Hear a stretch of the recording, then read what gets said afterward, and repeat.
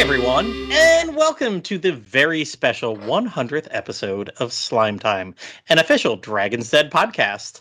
This is Platty M3. And this is Liam Land. Holy slime droppings, Platty, we actually made it to 100 episodes.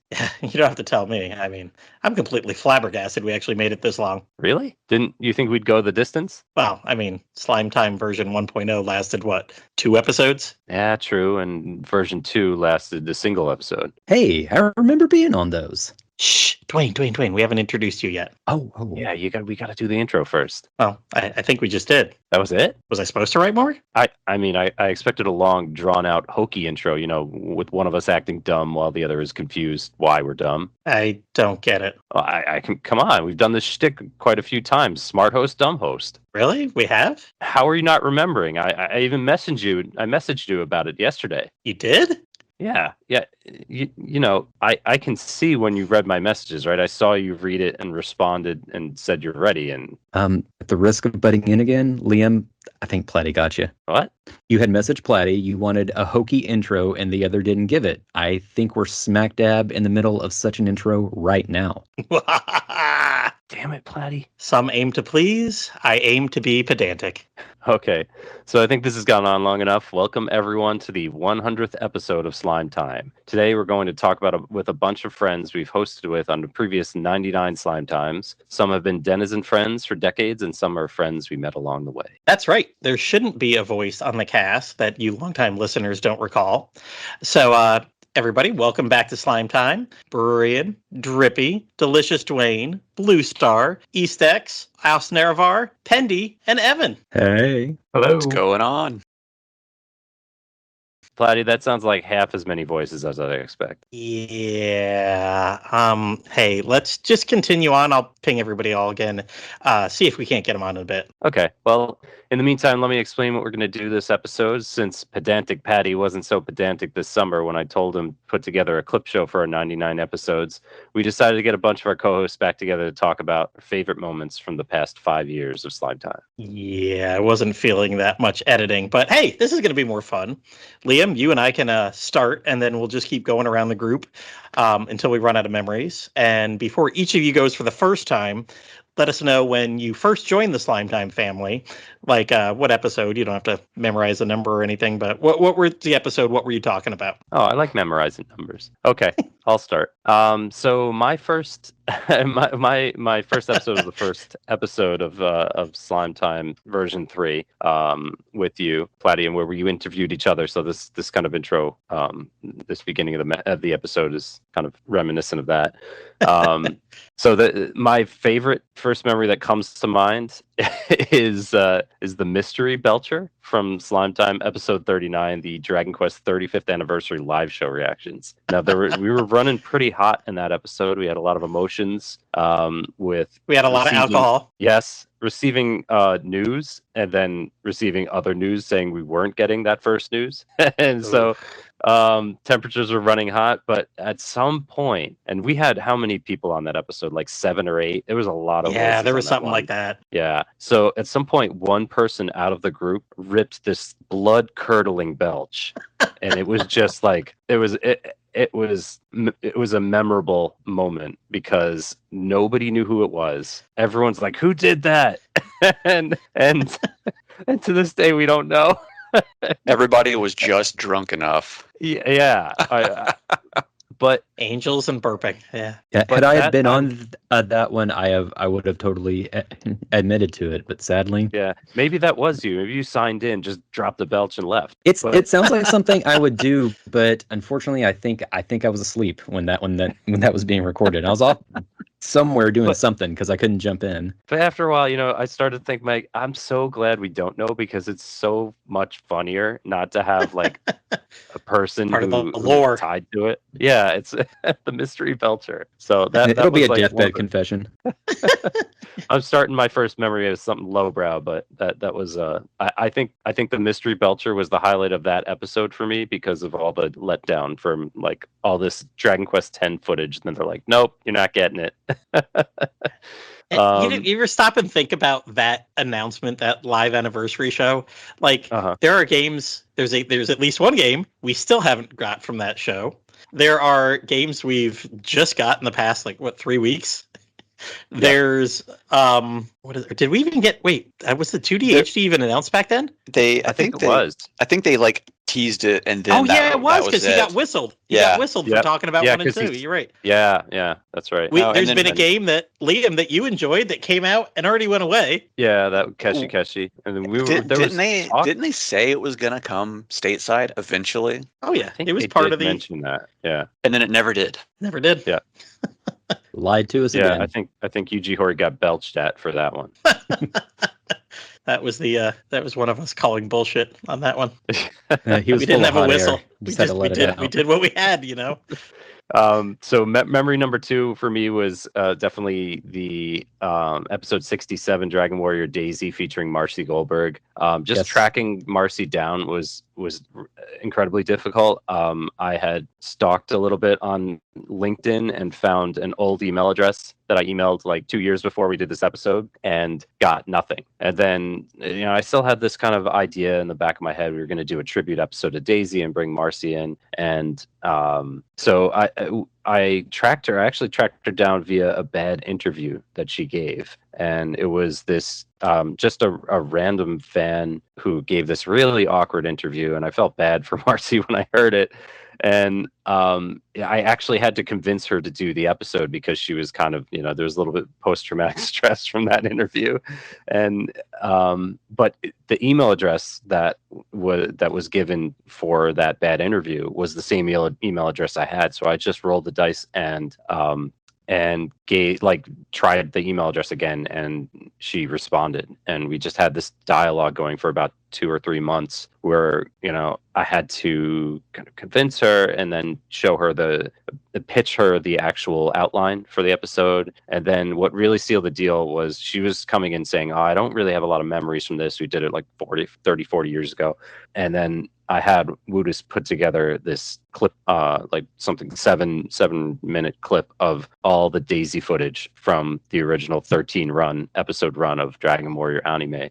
And I sent it to her and it was like, this is why we want, you were basically the star of this show without knowing it. And it's going to be an awesome interview. And I really, really enjoyed doing that interview because she was such a big part of my childhood as a Dragon Quest fan. Yeah, she's the perfect voice for that character, and yeah, you really went above and beyond to try and track her down, and it showed, and I was very thankful to be a part of that. Yeah, and I was glad to have you on as well, Dwayne, since I know you watched that anime when we were kids too. Mm-hmm. And it was fun. It's funny. I just saw a post on Facebook, which is like the one time a day that I check that awful thing. But it was some random suggested page, and it was just like, oh hey, did you know that Dragon Quest had an anime just like way back in the early 90s? And like all the comments were saying like Dai's better. I'm like, no, it's not. I don't think it is. No, it's not.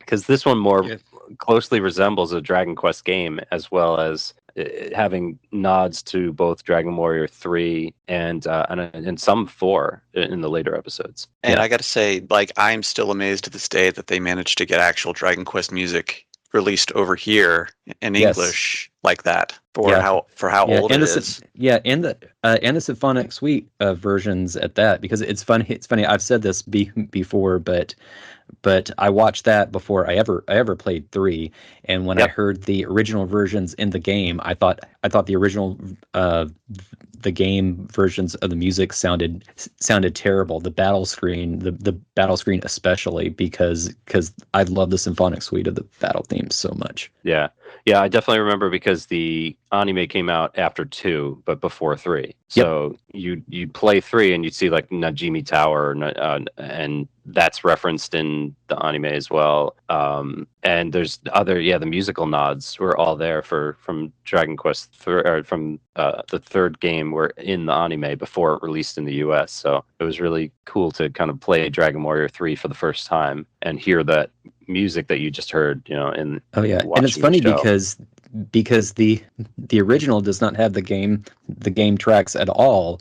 No, and I think I think the game music really does make it better. Definitely. And there's even, I think at some point, there's even the balloon theme, or I remember hearing something from 4 in the anime, because then you'd go back later after 4 released later that year. Yeah, there's an old photo from a magazine that I've got from Dragon Quest IV's release date, and it has a big banner of the Able anime hanging up at the store. So there was a little bit of crossover there. Oh yeah, and we know because some of the 4 characters show up in it as well. Yep. Yeah. Even as cameos. I think there's one in the closing episodes, like towards the end, where Elena and Kirill run like really quickly across the screen, but you can, I paused it. I was like, oh, that's definitely Elena. Mm-hmm. And they visit the one town where the sisters help them out. I forget the name. That's right. The name of the town. It's about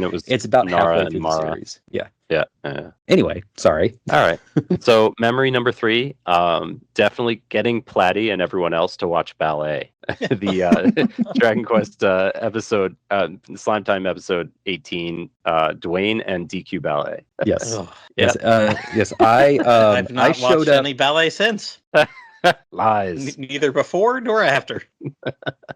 Yeah, we recorded that at 3:00, but I'm on 3:00 Central Time, so I showed up an hour later to that recording, and it's kind of halfway through the ballet. But yeah, that thing is weird. Yeah. But I'm not sorry I watched it. It is a very unique piece of Dragon Quest history, and also because of like Dragon Quest and ballet. No, I'm getting that backwards. Because of Claire Evans, now more people know of Dragon Quest and ballet. So there we go. I think we got in trouble with some viewers for that episode. So listeners beware. The things about that ballet that I remember were the fact that they had these original monsters in it, like they couldn't get the rights to the monsters for some reason, maybe from Toriyama, so they made their own, and they ended up looking like some classic like 1970s Doctor Who costumes for aliens. The kinds where you can see the actor's undershirt under the costume. But yeah, it's definitely interesting. I'd say Fantasia is a better watch, but yeah, it's interesting. It's interesting on like a Star Wars holiday special level. Yeah, it's very much Dragon Quest at home. Sorry, go ahead. No, go ahead. No, you go. I was going to say my girlfriend she knows I like Dragon Quest a lot. She has kind of picked up stuff along the way as I've been playing these games over the years, and she heard about the ballet, and she's big into ballet, so she's like, I want to watch that. Let's watch that. So we found it on YouTube and we watched it, and afterwards we were both like, what did we just watch? What if she was like, that was the best ballet I've ever seen? Now I think they did a second ballet later that was better than that one, if I remember right. Oh really? Oh man, we have to track that down then. There was like Claire that Evans really in it too? Long one, right? Yeah. Yeah, like the one that Dwayne and Liam and I watched, that was like a 45-minute one. But no, I think there was one that when you piece it together is like 2 hours or something like that. Something like that. I've seen videos of that one pop up on YouTube in like short, like 5-minute videos. Mm-hmm. But I've never seen that one because I've wanted to find a full play of it. I remember being threatened with it at one point. Is that the one that was on Laserdisc, the original one? Because that one's been kind of floating around on YouTube as well. Someone found like a Laserdisc rip of a Dragon Quest ballet. That was Fantasia, I want to say, but I'm sure the ballet had a laser disc too. It was the style at the time. So I actually went to an actual ballet before I saw this, and I'd never really been to a ballet before, so I didn't realize how kind of pretentious it got. So they don't shush you if you're making noise. They go. It's like a little snake hiss that's like staccato, So yeah, we did. I found this out because we're uncultured, so we brought snacks into the ballet. So I guess it's not a movie theater apparently, and of course I'm trying to open my bag of chips, and you can hear everyone going. thought I was getting attacked by snakes. But was it worth it to see the bear drive around in the little car? Definitely, yeah. All right, Platty, how about you? How about what would your episode and your So memories? I believe if I told people they don't have to remember their numbers, but I think I got mine. I believe it was episode 1. Yes. And you and I took what is it? Basically the 10 questions that for a long time we've tweaked them through the years, but basically every new guest on Slime Time gets asked, their favorite game, their favorite side game, favorite characters, favorite game mechanics, like the casino and such like that. So we went through those, and it was just a short little thing. We didn't know where we were going to take the podcast because we swung wildly those first 3 episodes. It was like, oh, let's interview each other, let's interview Woodus, and then it was suddenly like, oh, hey, we got fan translators on that we surprisingly found out didn't really like Dragon Quest. They were big fans of Rocket Slime, but Dragon Quest as a whole couldn't care Yeah, I less. think that's a first. That was Just like Well, one spin-off and then nothing else. Yeah, Not trying no, anything else. we never heard again somebody like that. Like, everybody else, even if they were on for Dragon Quest 6 or Dragon Quest 10, they played other games. It wasn't like, oh no, we're not really fans. Like, And I remember having a terrible mic back then. I was using my wife's DJ headphones, Yep. and I So- didn't so realize that's- how bad the mic was. so yeah, that's my memory too. Like back in those first few episodes, you figuring out the mic situation. I think you recorded the first one, maybe even on like a iPad or something like that. I remember you in the blanket fort. I remember sending you. You would send me Yes. photos before we recorded. Like, all right, I Yes. have my tea. I'm in my blanket fort. It's like Yeah. 40 degrees outside. It's 120 under the blankets. Yeah, we were in a small Jersey apartment, and the sound traveled. And the sound echoed in the room. So I had to create this little blanket fort out of chairs. I brought all the dining room chairs into the small room, and I put the blankets out just so that the sound would be bouncing around all over the place. Mm-hmm. I remember, we tested it a couple times. I'm like, oh dang, you're right. Because I was like, Yeah. oh whatever, it's not echoey. Oh no, it was. Yeah, and then but I would be sweating so much, and I have to do that in the summertime. And Yeah. I was like, guys, if you just hear a thud, that's me passing out inside the blanket fort. I think I lost weight doing that. Just sweating out. Oh, I'm those picturing earliest Ace episodes. Ventura and the Rhino. Oh man, those first episodes, trying to figure out the whole editing stuff. I was like, oh my god, how the hell do I clip this and put in? Because we'd have the new person jingle every time we'd have somebody new on, because everybody was new back then for Yeah. 20, 30, 40 episodes. And Dwayne might have been our first repeat there at number 18. Yeah, maybe. Yeah, I think so. Yeah, because we had you on early, so that was definitely more than one by then. But yeah, just figuring out how to do all that stuff and get it posted. I remember we used to finish up around, 11 o'clock midnight Eastern, and I would stay up to like 1:30. Like I was bound and determined, like I am going to get this edited. I am going to get it posted. I am going to plug it on the Dragon Questers group, on Twitter, on everything. Like I wouldn't go to bed until that was done. And it didn't take too long until that was like, okay, I can just do that tomorrow. That's fine. I don't think we need to have this up at 1:30 a.m. every time the second we're done with it. So Like, no, there's those people early waiting. days, the Bated people breath. waiting. Like we don't even know when they're recording, but maybe it's today. Maybe it's today.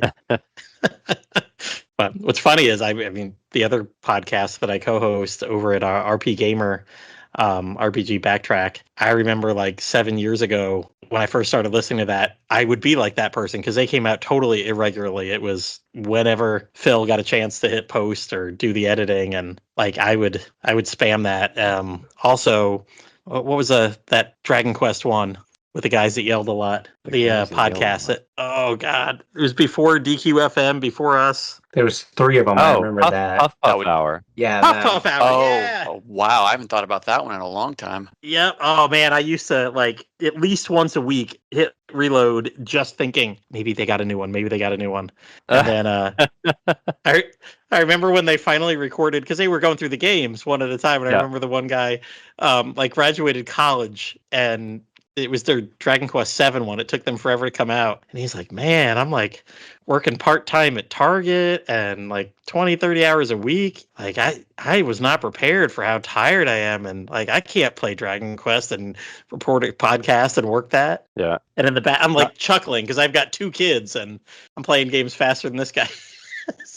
Welcome to real life, kid. Yeah, I know. I was do like, wow. I didn't realize you guys were like 21, 22. I knew you were young, but like, I think that's was one of the reasons why I wanted to do a podcast, though, is listening to them and they're playing it for the first time, and some of the stuff they were getting right and some of the stuff they were getting wrong. But I was like, you know what? We should have a podcast with longtime fans who've been playing this thing for like 30 years and can really honor and speak to that. And so when you suggested a podcast, Platty, I was like, oh, I'm in. I'm totally you jumped in. I was think it was like 10 minutes I posted, and where I can't remember if I was via Facebook Messenger to a bunch of you guys or whatever, but I put it on the den. Like, I really want to do one. And what's funny is the reason I wanted to do one was that same podcast I was on, the RPG Backtrack. I had been on an episode maybe a month before, and I had played a game just for that episode. They were going to talk. Oh God, I can't remember what series it was, but I'm like, I played a game for 12 hours. And sat around that night on Skype and nobody pinged me. I'm like, I know they're recording. Like, what the heck? So I'm like Discord messaging everybody I know that was going to be on the podcast that night. Finally, somebody remembered to add me like 20 minutes into the podcast. And they're like, oh, you weren't there, blah, blah, blah. And I'm thinking, yeah, I was. Like, you didn't remember to add me. And then, like, they recorded so long, they were like, okay, well, that's the end. I'm like, hey, we didn't talk about the game oh, yeah, we're out of time. Bye. And I was like, are you kidding me? Played this game for 10, 15 hours and somebody forgot. I was like, man, I want to do a podcast. And months later, the Slime Time was born. And 2 years after that, I was running that podcast too. So hopefully we've never left anybody off that nobody's been sitting around. Dwayne had the wrong time zone, but Yeah, it was just that one time. So, hey, before I get to memory 2, let me go see if I could make some calls, try to get everybody else that's supposed to be on the podcast. So I'll come back in just a little bit. Like, it won't be long. I'll go get everybody else. Continue on with Dwayne, Brurian, and Drippy and everybody, all right? Okay, sounds good. All right, good luck. All right, so I've been on the side looking up everyone's first episodes. So, Dwayne, I see that your first episode of this version of Slime Time was episode 4, titled... Oh, 4? Dwayne. I thought it was like 7. Oh, wow, okay. Yep, Dwayne, DQ2, and Akira Toriyama. Ah, yes. So, all right, let's start with memory 1. What was your first favorite memory? Oh man, so it's funny because all these memories are very much in the moment, because I've said this before. Is that I often do not listen back to any of the episodes. Maybe it's an artist thing, maybe it's just me being weird. But if I listen back to it, I think I'll just cringe at all the stupid shit that I say. Which, like, a side note, one of the really funny things that my girlfriend told me recently when we were driving in the car, she said, sometimes I like to think just like what it would have been like if we had kids, but then I think about some of the stupid shit that you say, and I'm glad that we didn't. So thank you very much, dear. Love you too. So no, like that, and I enjoy coming on and just chatting with everybody because it's very different than the written word. Sometimes I think my thoughts are better if I have the time to type them all out. But when I'm typing, this is usually the tone of voice that I'm typing in. But yeah, I have really enjoyed being on all the translator interviews with Matt Alt and Justin, everyone. It's great, and Knob too. It's great to be able to talk to all these people that worked on the series, and we get to ask them all the crazy little nitpicky details, and they get to say, "Oh no, we didn't care about that. We just kind of did it."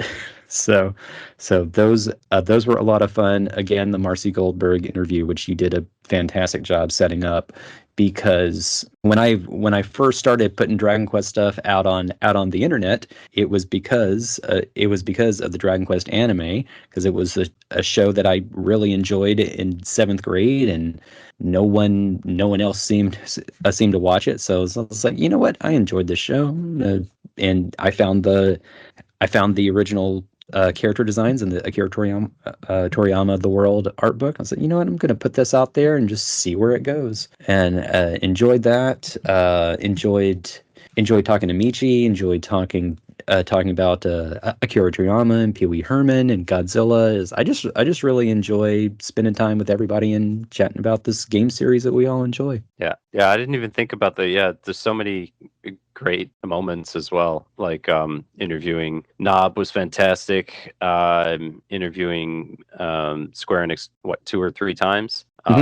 And just those professional interviews, I'd love to do more of that stuff where we get that kind of behind the scenes information. And nod to you, Dwayne, for DQ Shrine, because you had back then you had art from the anime that wasn't released yet in the US, not at all. There was no YouTube back then, and I guess we're dating ourselves here, but but you had all this this artwork for your character designs and things. I think you had the Zenith Dragon from the anime that I hadn't seen until like years and years later after we got the fan translations of it. Yep, and that was all from the Akira Toriyama The World art book, and there's a soft cover and a hard cover. The hard cover had that big like promo poster Toriyama did, and someone who lived here in Houston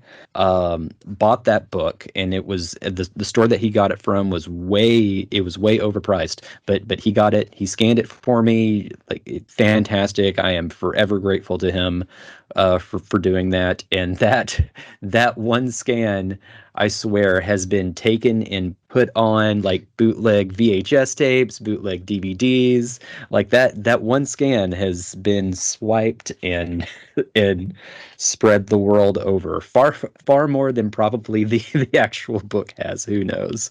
That's wild. Yeah. Oh yeah. I mean, I was looking at your website for all that stuff decades before I even knew you.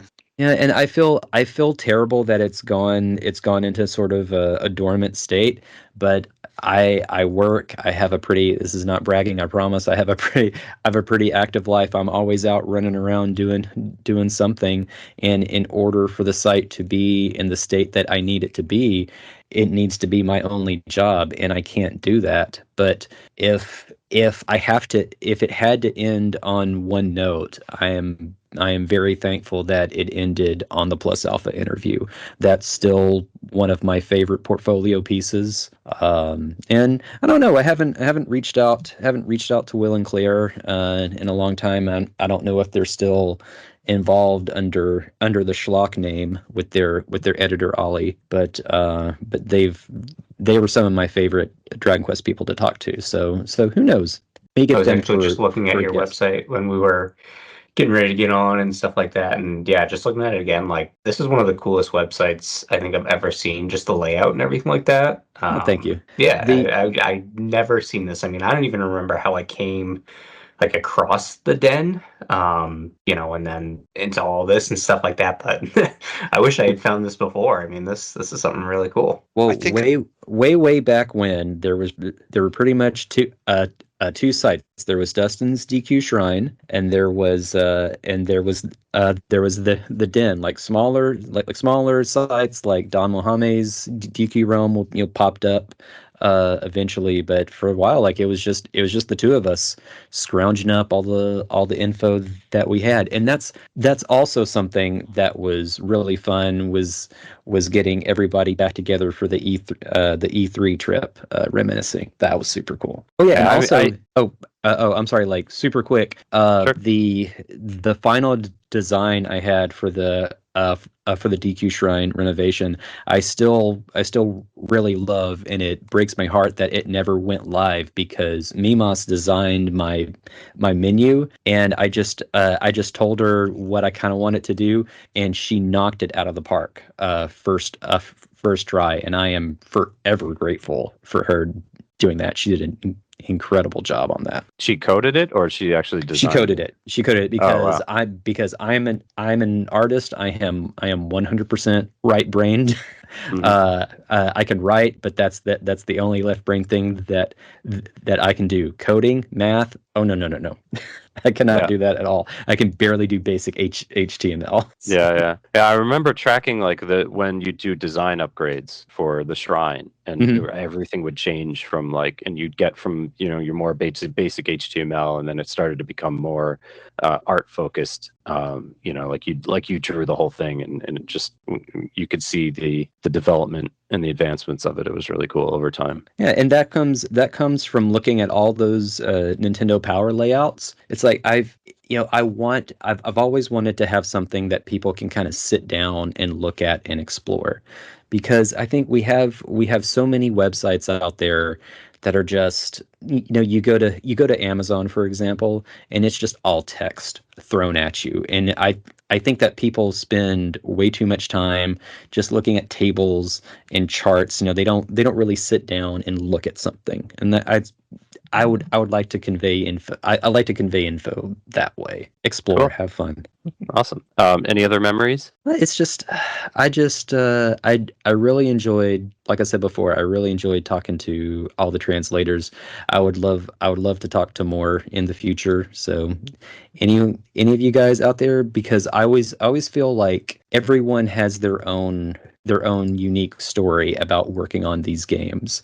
And I think, and I would love to talk to all of you. Awesome. All right. So, Berurian, your first episode, I looked this one up, is episode 13, titled Berurian and Dragon Quest of the Stars. So, oh yeah, this was basically my. I'd listened to your episodes before, since you guys had been posting them on the Den up until that point, and this one's a fun memory for me because at the time, Dragon Quest of the Stars had just come out. Maybe a couple of weeks before I think you guys were recording the episode.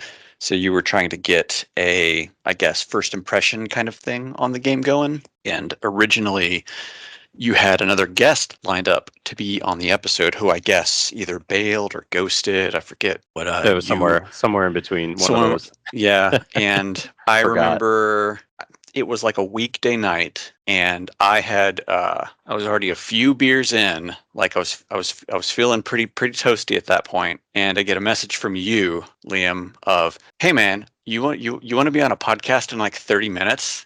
I was just like, right now. And you were, I don't think you were expecting me to respond at all, but I was like, all right, yeah, let's do it. And it was the Dragon Quest of the Stars episode, because you guys know that I had been playing as well. When did that episode release? I think that was like 2019 or 2020. It was 2020, because I remember, I think Dragon Quest of the Stars came out in March of that year. So it came out while I was at PAX that year, actually. And that was 2020. Right. I remember sitting in the big Sky Bridge in Boston, in the convention center. Yeah, and I was playing it in 2020. That was the one that was like the last big one. So that's right. Yeah, because it was right as COVID started to strike. So I will never forgive them for stealing my DQ Shrine font. They did do that, didn't they? They did. They knew. They knew. I see you. But you guys had me on pretty much while I was very buzzed that whole episode as we talked about Dragon Quest of the Stars. And it's a very fun memory for me, because at one point in the episode, while we're in between questions and you and Platty are talking about something, I was like, I really have to use the bathroom. So I quietly muted myself and ran off to use the bathroom, and came back and unmuted my mic. And somewhere in the background audio of that episode, you can actually hear the toilet flushing, because I unmuted too soon. Like, you can very quietly hear the toilet flushing, because I listened back to, I'm not like Dwayne, I'll listen to the episodes afterwards just to see how I sound, if I sound, because I like to work on my talking voice. And I heard the toilet, and I just go, boy, I hope nobody else hears that, because I knew where it happened in the episode. So it was a pretty fun one too, because I don't think prior to that episode that I had really been on a podcast before. So that's really kind of my first podcast ever sort of situation. And I like to think I did an okay job. You guys have had me back several times, so I like to think I didn't completely screw it up, right? Yeah, yeah, it was definitely a memorable episode. We were all getting our feet wet with the game, and it had a familiar feel to it. So it was great chatting with you about it. Yeah, I just remember talking about it. Going, they made some very interesting translation decisions on some of these items that we know had specific names through all the games. Like Right. the one I always go to is in a lot of Dragon Quest games when they have this item, it's called Birdsong Nectar. Uh-huh. And for whatever reason, in Dragon Quest of the Stars, they called it Chirping Honey. I just remember Bane Sword. That always stuck with me. Oh, yeah. They needed to name the equipment for Sorrow, and they gave him a last name, and we've never heard that last name ever again. Thankfully, it was not in Treasures. And but I remember we had interviewed Mishi at one point, and she could only speak to things that, she's not going to say anything negative about the company that she worked. She was with Square Enix at the time, and I was basically like, Bane Sword, who came up with that? And she was just like flat out did not answer, and I was like, okay, I guess we're editing that out later. Yeah. Did you ever get the Falcon Sword, by the way? Oh yeah, you were looking for that one for quite some time. Yeah, it's like everyone gets on their first try. Down. Yeah, right before the game shut down, I got the Falcon Blade, and I was like, all right, well, it's because they made it like to stop playing now. It's because they made it like stupidly hard to get. It was either you got it on like some weird free pull to where it was almost a guaranteed thing, or it was nigh impossible to get. Right. I got it the first time I played it. I think I got it as well. One of two it's like times everybody had I it for played me. it. Yeah, I just wanted to have it because Dragon Quest of the Stars was basically an upgrade from a design standpoint from Dragon Quest 9, and I heavily abused the Falcon Blade in that game. So the Falcon Blade Falcon / combo. But anyway, so bye Metal Slimes. Yeah. So how about your second memory, Brian? So my second memory was initially going to be episode 39, which was that giant anniversary episode, but I think we pretty well covered all of the points of it, especially the mystery belcher.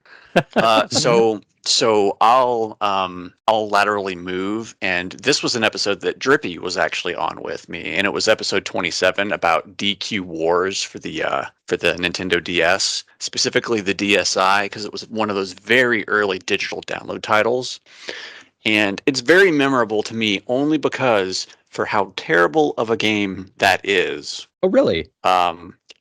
It's a tactics game that so that game relied heavily on actually being able to play against other people, because the single player missions were there was 10 missions, and that was really about it. It wanted you to go online and play other people.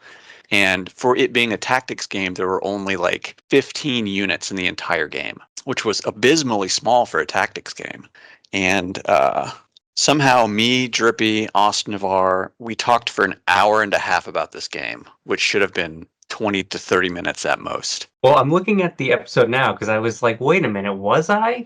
And I see that, so the episode did start with that game, but the beta had just come out for Dragon Quest Tact. So we actually kind of put them all together. Oh, that's right. I don't know how long we actually talked about it. I'll bet you it's only the first 30 minutes of that show. Exactly. You probably still talked more than the actual length of the game. We probably did, because like I said, it was a DSi game. And I think they capped the servers for that game years before they probably should have. So if you have the game now, you can boot it up and you can play it. But it's basically like playing a demo of the game at this point. There's just really nothing burger to that game as kind of a solo sort of situation. But I just look back on it fondly because it was how did we talk about this game for as long as we did in that episode? Yeah. But you could definitely see that Tact was a spiritual successor to that, in the way that Swords was a spiritual successor of Kenshin Dragon Quest. Oh yeah, Tact was better in every conceivable way. So back when I said there are so many people involved in this series, and I want to talk to everyone, I don't want to talk to the PR people that dealt with Dragon Quest Wars ever again, because those two guys were hands down the worst PR people I have ever dealt with in my life. Were they And were they internal or external? external, external, and That's probably why. I think they were contracted for this one game, and that was it. Like normally I try and be diplomatic and constructive, and like no, those guys were dumb and messed that up. And I think lastly is episode 41, to where we did the big old trivia episode. And that one's memorable for me mainly because I went into it going, I have been playing these games for like 30 years at this point. I feel like I have a pretty good handle on Dragon Quest trivia.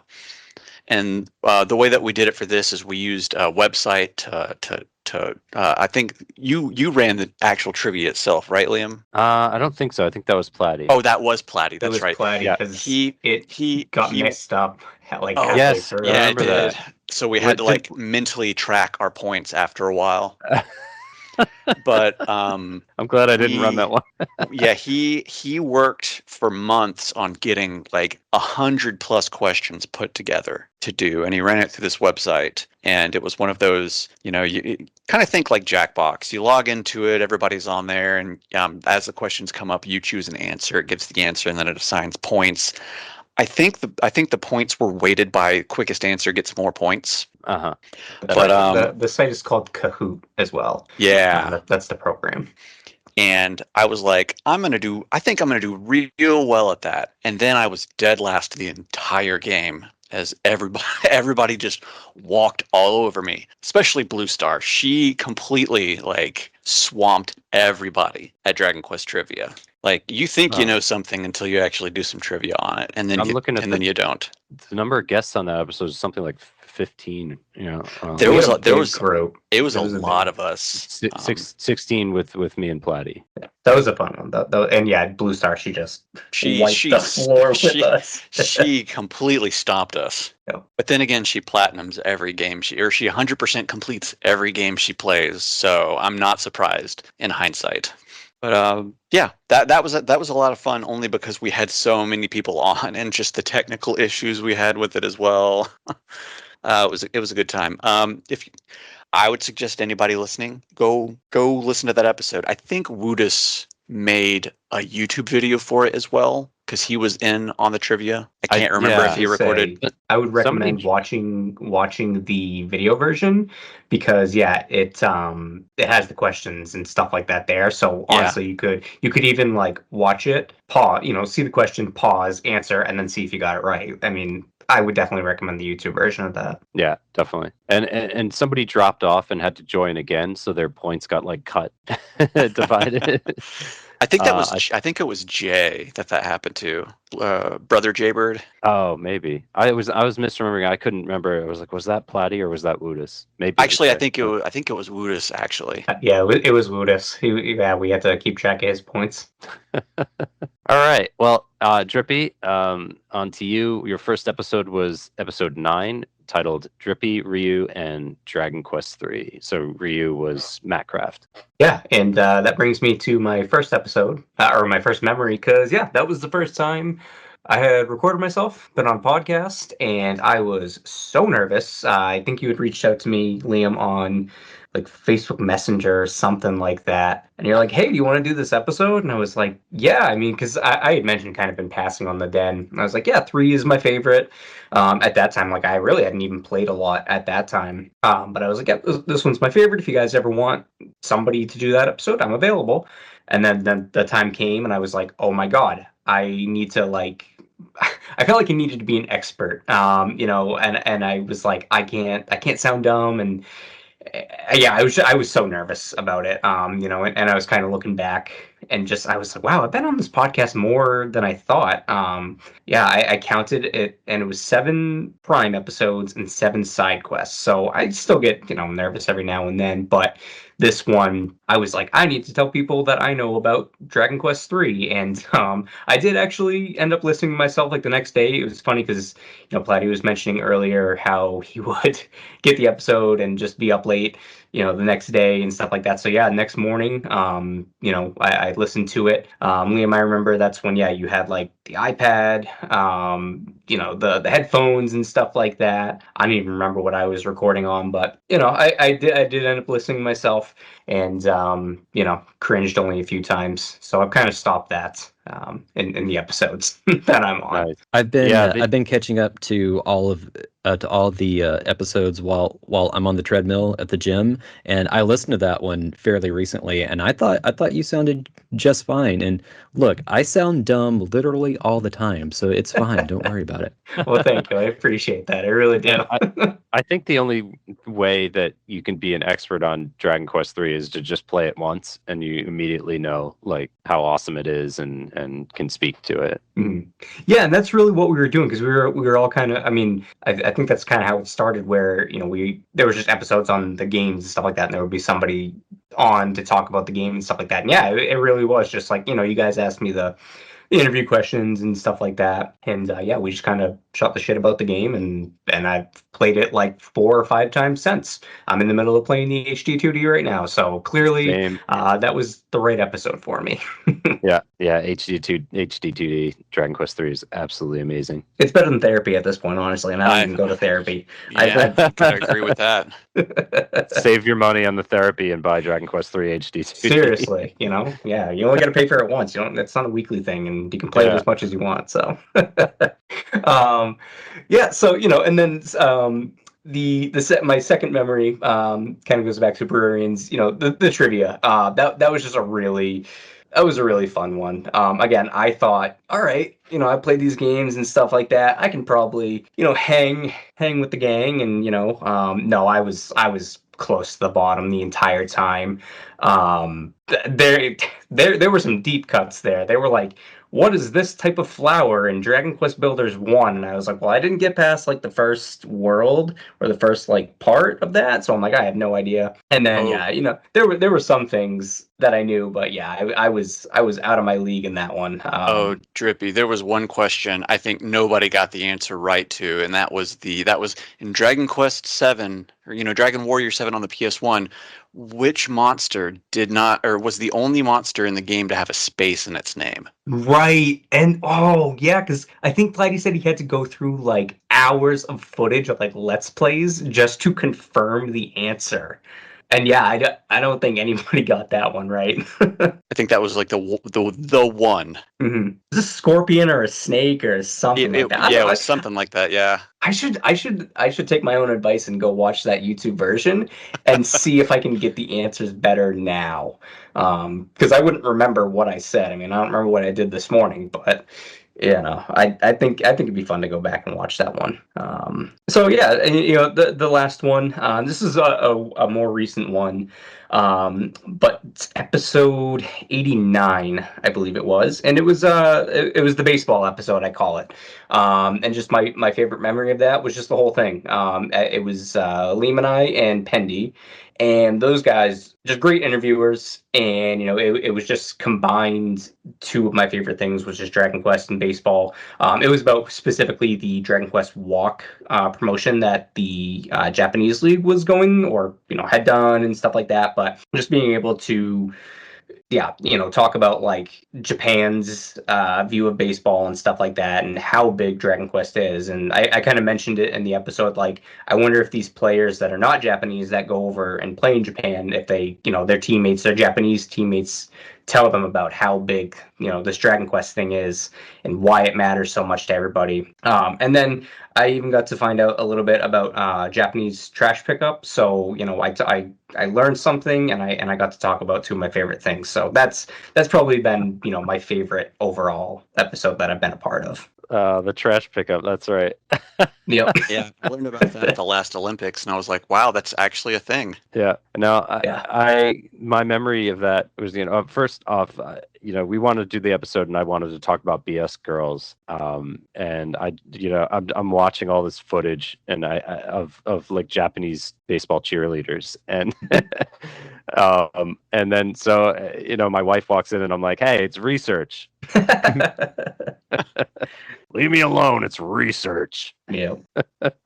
But yeah, that was a fun episode. I love those episodes that like just lightly touch on Dragon Quest, but with other things like we were mentioning before, the Godzilla episode we did recently. The baseball episode is very memorable as well, for that reason, just talking about things that are Dragon Quest adjacent. And there's a Well- ton of stuff that's Dragon Quest adjacent in Japan.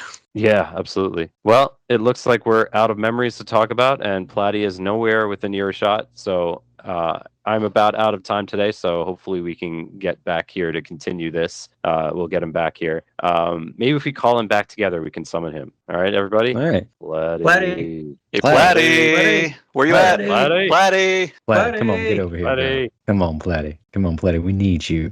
We need you right here. Oh, here I am. Hey, guys. Hey, guess what? I found everybody else. I found them. They're all here with me now. Hello? Ah, damn it. I think I took too long. Okay, well, I got everybody else here. We're just going to continue on from where we left off, where I left off. I'll go with my second memory of Slime Time. My second favorite memory of being on Slime Time was Slime Time number 69. I think we did it almost 2 years ago. And I know Liam and I had been joking about, doing a funny one for number 69. And I wanted to do a draft because I had an ulterior motive. Basically, my entire excuse for doing a fantasy draft in Slime Time 69 was I wanted to know everybody's favorite monsters, favorite party members, whatever, just so that I could make them perler beads throughout the year. I had a whole stack of perler bead to send out for Christmas last year. Really, the goal was to get it out like in the summer of 2023, but it didn't happen. Hey, for Christmas, that was great. Yep. Oh gosh. Yep. I am not gonna lie. This year I'm slacking. I'm not gonna have anything to send out this year. I'm sorry, guys. Well, that's okay. Yangus couldn't be with us here tonight. I got Yangus a gift on President's Day this year and still haven't sent it to him. Like it wasn't even supposed to be like a present. It's just like, hey, I ran into somebody and got this, and I'll send it your way. I know exactly where it is, and it's my gosh, Not I just sent gotta his get way. like it is not sent his way. It is still in the bedroom in a drawer. So, oops, sorry, Yangus. Is that when you made me the Deborah Perler bead piece? Yeah. Oh yeah. I still have her. She's prominently displayed, always yelling at me all the time, abusing me. But it's Yep. appreciated. Because I'm pretty sure on I'm Slime looking Time at Blue 69, One, that yeah. was one of your waifus. Indeed. So, yep, that was my ulterior motive behind Slime Time 69. Make a bunch of jokes, have a fantasy draft, and then send you all stuff 9 months later. Yeah, I didn't put it. I guess I don't know if you told us, but I didn't put it together that that's where you got the idea from. Because I know you sent me Bianca Mm-hmm. and I think Ann Lucia. I know I have Bianca in the hallway. I mean, some of them I knew. It was like pretty obvious. I know you Yeah. love your Anna Lucia, but because that'll be another memory. You mentioned that during another episode that we were on together. But so that's one of my memories. We'll just go down the list here we got on the Google Doc. And Blue Star, what's one of the since this is your first one that you're going to talk about, when did you start podcasting with us? And then give us one of your first memories too. So I actually was on SideQuest first. I want to say Mhm. I was on like 3 or 4 episodes in the span of like 6 weeks for SideQuest, and then I think that was in like October, November, and then come that January, I think was when Liam asked me to come on to talk about Dragon Quest IX, because we had to skip Dragon Quest VIII. But that was a lot of fun to talk about Dragon Quest IX. As much as I love 8, I probably maybe have more hours in 9. I don't know. It's a toss up. 9 is easier. It's to got keep the track endless Of. content. 9 is easier to keep track of because it's like one file with how many hours Oh, that's instead true. of like many playthroughs of 8. But yeah, and then almost immediately after that, I turned around and got to host the next Dragon Quest IX episode for multiplayer. So I think Liam said it was the quickest guest to host transition you guys have had, which makes me feel special. There you go. So what's one of your favorite memories other than starting off? Gotcha. So then I can also piggyback off of your Slime Time 69 because I have that on there as well. And I just remember that we all absolutely died of laughter because you made the mistake of telling us who your last pick was going to be, and then it rolled me. And I was like, I could just take it, and then you can't. And I'm pretty sure I killed Frizzabelle, and we laughed for like 5 minutes straight or something crazy like that. I couldn't breathe. I don't think anybody else could breathe. My sides hurt. But it was a good time. I mean, if we were gonna laugh ridiculous amount at Mary thwacking and puff puffing, number 69 was the episode to do it on. I don't know. Mystery Belcher got some laughs too. Oh, that if you had you been on when we were recording earlier, that's actually Liam's number one memory. I do see that in the show notes here. I was gonna say if you scroll up sometimes. Yep, there you go. Yep, I thought that was absolutely hilarious. We still don't know who it was. Yeah, I was gonna say we need to offer a bounty for someone to come forward and tell who that was. Probably I'm pretty sure I know who it is, but I'll keep silent. I'll let them come forward in their own time. I know I was one of the few people that was not drinking because I was in Saudi Arabia broadcasting from a tent, so I had no alcohol. Was not allowed to have any alcohol in the whole country. You were living vicariously through the rest of us. I certainly was, especially some of you. I don't even remember if I drank a ton or not, but I was definitely drunk on the laughter of the rest of the group. You know what? I wasn't so drunk during that record, but like towards the end of it, I definitely was, just because we went so long. Laughed. I mean, I think it was like an hour long. We got so much, and then we talked about it all afterwards. And then I went on another podcast. Then I went on another podcast, and it was when I was on that podcast that I was like, "Holy shit, my head is spinning." Wasn't that first? Not a lot. Didn't it start at like 2 a.m. for us? No, it was like at 10 or No. something. It was a little bit late. Okay. But I've got I was buddies that sober do by it. the end of it. Yep, and I was the opposite. I started out sober. I was doing my blue drink back then. Yes. I had my I think it was just basically blue vodka. Vodka with a little bit of blue raspberry flavoring in it. But no, I've got friends and we actually paired up with them. We had a Q&A slime time, whatever. They do Q&A quest over an RP Gamer, but they record at midnight to 2 a.m. like every Why? Wednesday night or Thursday night or whatever. And I was in the RP Gamer Discord chatting afterwards. And I'm like, if you're still up, join us. And I was like, why the hell not? I've fallen asleep on that podcast before. Are they like on the West Coast? Is that why it's... One guy's in Connecticut. What? But they've got 3 main. They got the one guy in Connecticut, the guy in Seattle, and then one in Japan, who usually it's his midday break at school. He's a teacher, but has like a 2-hour break. That makes a little more sense, but... Oh, the guy in Connecticut's got 3 kids. I do not know how he does it. I'm always baffled. He sleeps vicariously through his kids. I'm like, you got 3 kids. You can't be sleeping in. It's 2 a.m. I did a lot of podcasting with them during COVID, but not much since. All right, so we'll move on down the list here. We heard him once or twice, but he hasn't got much in yet. So EastX, how you doing? Hello, I'm good. Yeah, you've recorded at least as many episodes as the most of us with all of your die stuff that you've done, and he still tactfully didn't know die that and- there was a girl in the group. He But I'm found not that out opposed. today. I'll tolerate it We're all learning new things tonight. every day. So yeah, every day. It's just another one. So EastX, go ahead.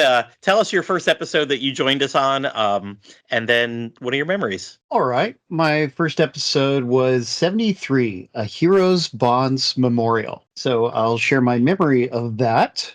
So our current side quest, All Trades DQ Media Abbey, used to be called Tactfully Die. R.I.P. Mm-hmm. Yes. Pendy and I specialized in Adventure of Die content back then, and technically we still do, right? Although we finished covering the series. Yeah, just last episode was our last episode for anything die for the foreseeable future. Yeah, So if man. you have not got enough die, you've got about 50, not 50, but probably, well, actually it might be 50 between all your Tactfully Die and Rich. other stuff. 30 something 50-ish maybe. podcasts. A lot. Yep. Yeah, definitely a lot. So there was an Adventure Die mobile game, A Hero's Bonds. And when that closed down, Pendy brought me onto the main podcast to help him interview Silver Alpha Lion, an avid player of the game. And that was pretty cool to memorialize a game like that, which we did before Tact wrapped up, so my first memorial to participate in.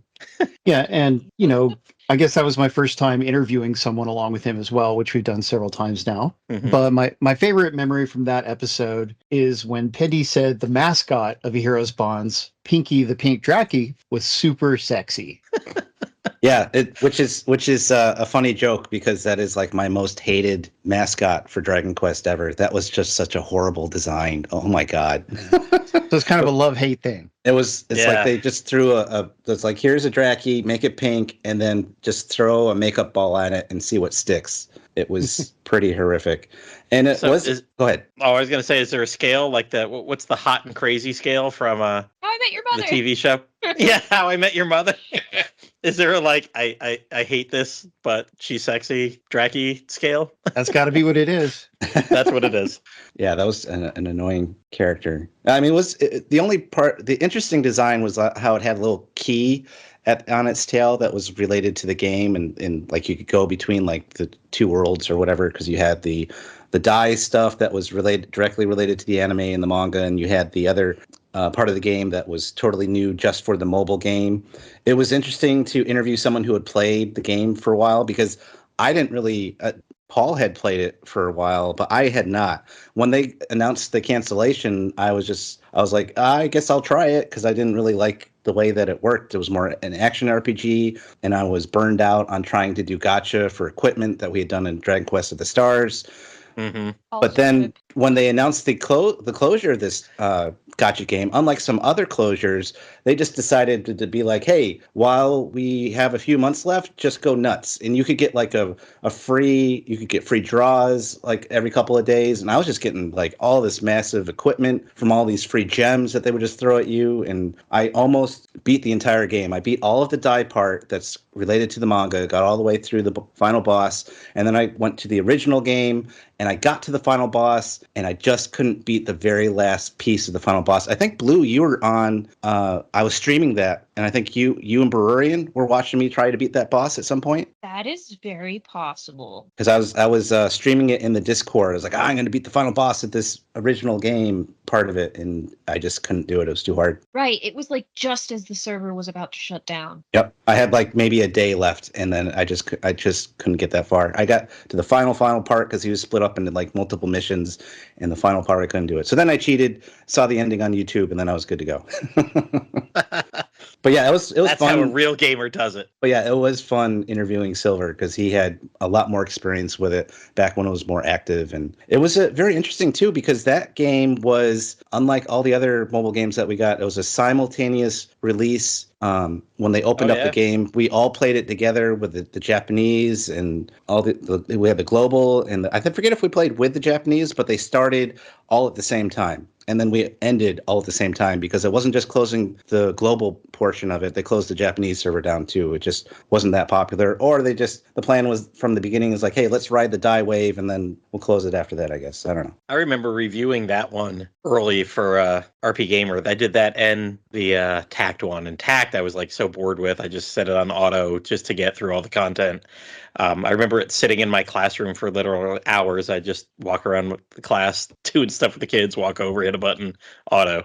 But I like the die one. I like the die one. That one, I actually put in quite a few hours during my preview time, and I got a bunch of little die pins sent to me in the mail for previewing it. And then the second it came out, I never played it again. And Paul, you ran a Facebook group about that game, right? That's right. Yeah, I was maybe a little bit new to admitting Facebook groups, but I ran the Tact Facebook group, and you came on as a mod. And then when they announced Heroes Bonds, then I said I might as well run a group for this too. So I did. Yeah, it was a nice little community while it lasted. Rest in peace. R.I.P. Well, Pendy, you've been chatting about Paul's memories. Why don't we go right into you and your first episode and your memories? Yes. So for me, I was invited on as a guest for episode 5, way back in the day. I think it was Liam that reached out to me because we've been getting to know each other. And I had just gone to Japan to see Your Story in theaters. And I got to see Koichi Sugiyama conduct a concert, and I kind of put that all in one big trip and did a whole bunch of Dragon Quest experiences, and you guys wanted to talk to me about it. So I got to talk about that. And it was like a spoiler-free preview of Your Story, whereas we did a later episode down the line where we did like a spoiler cast after everyone had seen it on Netflix when it came out out west. And then the first time I got to co-host was episode 29, where we did live from Luita's bar. Co-hosted with you, I think. Yeah, and then we interviewed Liam and his friend. That was it. That was the premise for that episode. And that was interesting because it was the first time I'd ever co-hosted anything, and it was kind of going right into the fire because Liam's friend had a very thick accent, so that made it a little difficult, but we got through it, and then I got to do some more after that. We were not live from Luita's bar, but we talked about it. We talked about their live experiences there. He was Eastern European, Northern European, somewhere in Europe. I don't remember where area, maybe. One of those. I will not hazard to take a guess. North, or northeast. Did you get any reactions from the people around you? No, we didn't record live in the bar. That was like the joke concept of it. Yeah. Like, live from Luita's bar, but we weren't actually live from Luita's bar. We just talked about it, and that was when Luita's bar had moved because it was, I forget the name of the neighborhood, but it was closer to Tokyo Tower when it first opened up. It was very small, standing room only, and they had just moved it to Akihabara. So they were talking about like how it had changed and how much bigger it was and what it was like. So that was fun to hear about that. But going into my favorite memories, I'm gonna skip to, since Paul just talked about it. I'll piggyback on him as well and talk about the getting closure from memorial episodes, which unfortunately we've had too many. But they've been kind of almost like good therapy in a way, because we've talked about the closure of Tact, the closure of Stars, our heroes' bonds that we just talked about just now. And then, we've had some unfortunate deaths among the big three. We had Sugiyama that passed away. Toriyama most recently passed away. So we got to memorialize them as well. And doing those episodes was nice to be able to talk with other people and get their memories about those people or about those games. In particular, I really loved the one that we did for Tact, because I did that with Paul, and we had a guild. So we had a very competitive guild that Paul had created. We had called Aces, and we actually had multiple tiers. We had Aces 1, Aces 2, Aces 3. Me and Paul are in Aces 1, the main one, which were super competitive. We were trying to win all the time. And we got a lot of our buddies from that Aces 1 guild to guest star on the episode to talk about, what we liked from Tact and our time in the guild and palling around we did pool parties. So when like a new monster would come out or a new character would come out, we would get on Discord live and we'd all watch each other try and pull for it and use gems and do whatever. And that was a lot of fun. So to get all those guys all in that episode and talk about our time of Tact, because that game lasted so much longer than we thought it would. We thought it would be like a quick, maybe year like Stars was, or however long that lasted, or Heroes Bonds. But Tact lasted a couple-ish years. And yeah, that was a really fun time with that community, with that guild. Definitely. Nice. All righty. Who is next on our list? Ost, when did we first have you on, and when is your first memory? Well, my first episode that I was on was that 21? Yeah. Yes. I myself get the numbers confused and sometimes say 22 because I was like I think you mentioned earlier, I was one of two parts on Dragon Quest X, where we talked about Dragon Quest X, and in the next episode you interviewed Austin King. Yes, and, it was a very AUST heavy rotation there. Yeah, and I don't remember which Discord server this was on, but like when somebody posted the episode with Austin on a different Discord, and I happened to be there in the chat, and I was talking to people about Dragon Quest X and being on the podcast. And then like 4 or 5 different people replied to me saying, "Oh, are you Austin? I'm such a big fan of yours." And it's like a thing. It's been a thing already, like on Twitch streams or something. When people see my username, they assume it says Austin because it says Aust Nerevar. So they'll just call me Austin. And I played DQ10 with a guy named Dookie03, and he like always called me Austin for a while there. So it's like this running joke where people just think I'm Austin King. And I'm totally not, even though like I live probably maybe only 3 hours from him. I know he's in Tennessee. Oh, he's in Tennessee right this moment. But no. Austin lives down in Miami. Oh, he does? For some reason, I thought he lived in Tennessee. Nope, that's BJ. That's the other one. Okay, that's why I thought that. Yep. It's wild to me that Tennessee is only 3 hours from Texas. I'm not in Texas. Oh, you're... We're all confused. Nobody knows where anyone lives. I'm in Texas. Scratch that. We're such Pretend a that tight-knit didn't community. happen. I'm so embarrassed. No, I don't know why you would. I mean, there's no reason why you would know where I live. But yeah, that was a fun episode because I'd always, hoped I would have something to talk about on the podcast. And at the time, there still weren't a lot of people playing Dragon Quest X. I think that was either right before or right after Austin had written his guide on how to do the Switch trial. Yes, it was right after because I followed his guide to get onto the Switch trial, which is why I played it, and then I talked to both you and him. That's right. Yeah. See, I had been playing for several months at that time before they even had the trial on Switch. And it was just, I don't know, it was fun getting to talk about TQ10 because I was like super obsessed with it at that time. I've been playing like every day. As far as my best memories from the podcast in general, it would have to be that was it 35th anniversary? I don't know. It was the anniversary live stream they did. I don't know what year. 35 sounds right. Yeah. 35? Yeah. It was 2020, Anyway. so I think, yeah. That was 2021. No, you're right. 2021. Yeah, it was the 35th anniversary It stream. was when they announced Dragon Quest 3 and then didn't say anything about it again for 3 years, 3.5 years, or it didn't come out for 3.5 years. But I'm not a big drinker. Like I rarely ever drink. And especially then I had not drank a lot ever in my life. And I know several of us had been talking about, just drinking while we're recording the episode. And somebody mentioned before we hit record, somebody mentioned that they were already, had already had a few sips, and I was like, oh, I got to catch up. And I swear, guys, I didn't understand alcohol. I don't know how to pace myself. Usually my wife is there to tell me when you need to slow down or you need to drink water. I didn't have her there for the podcast. So like I just downed my drink within 5 minutes. And they hadn't even started talking about Dragon Quest on the stream before the room was starting to move around me. I think they were still doing the DQ shopping channel stuff where they were like showing a watch or jewelry or something. Mm-hmm. But I don't remember that at all. They had the shirt. I remember the shirt. Yeah, it was just merchandise stuff. I remember that because that's the last thing that happened before I started to lose myself.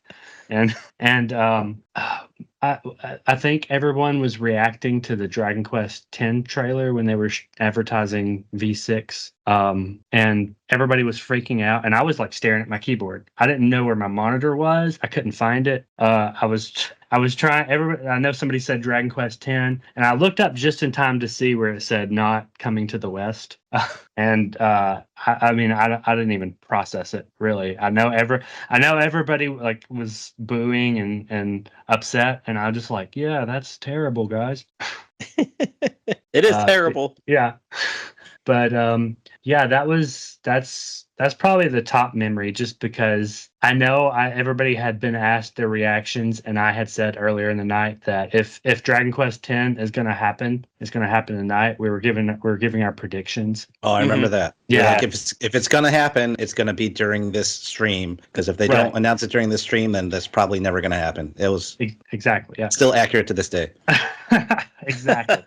Yeah, and I wasn't that confident they were going to announce it for us, but I thought, hey, let me do it and be the guy who gets it right. And I did not get it right.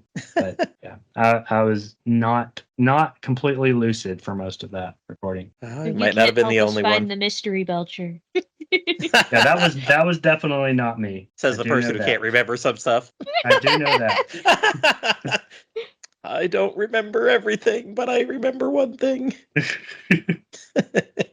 Oh man, it's great that just keeps coming back up.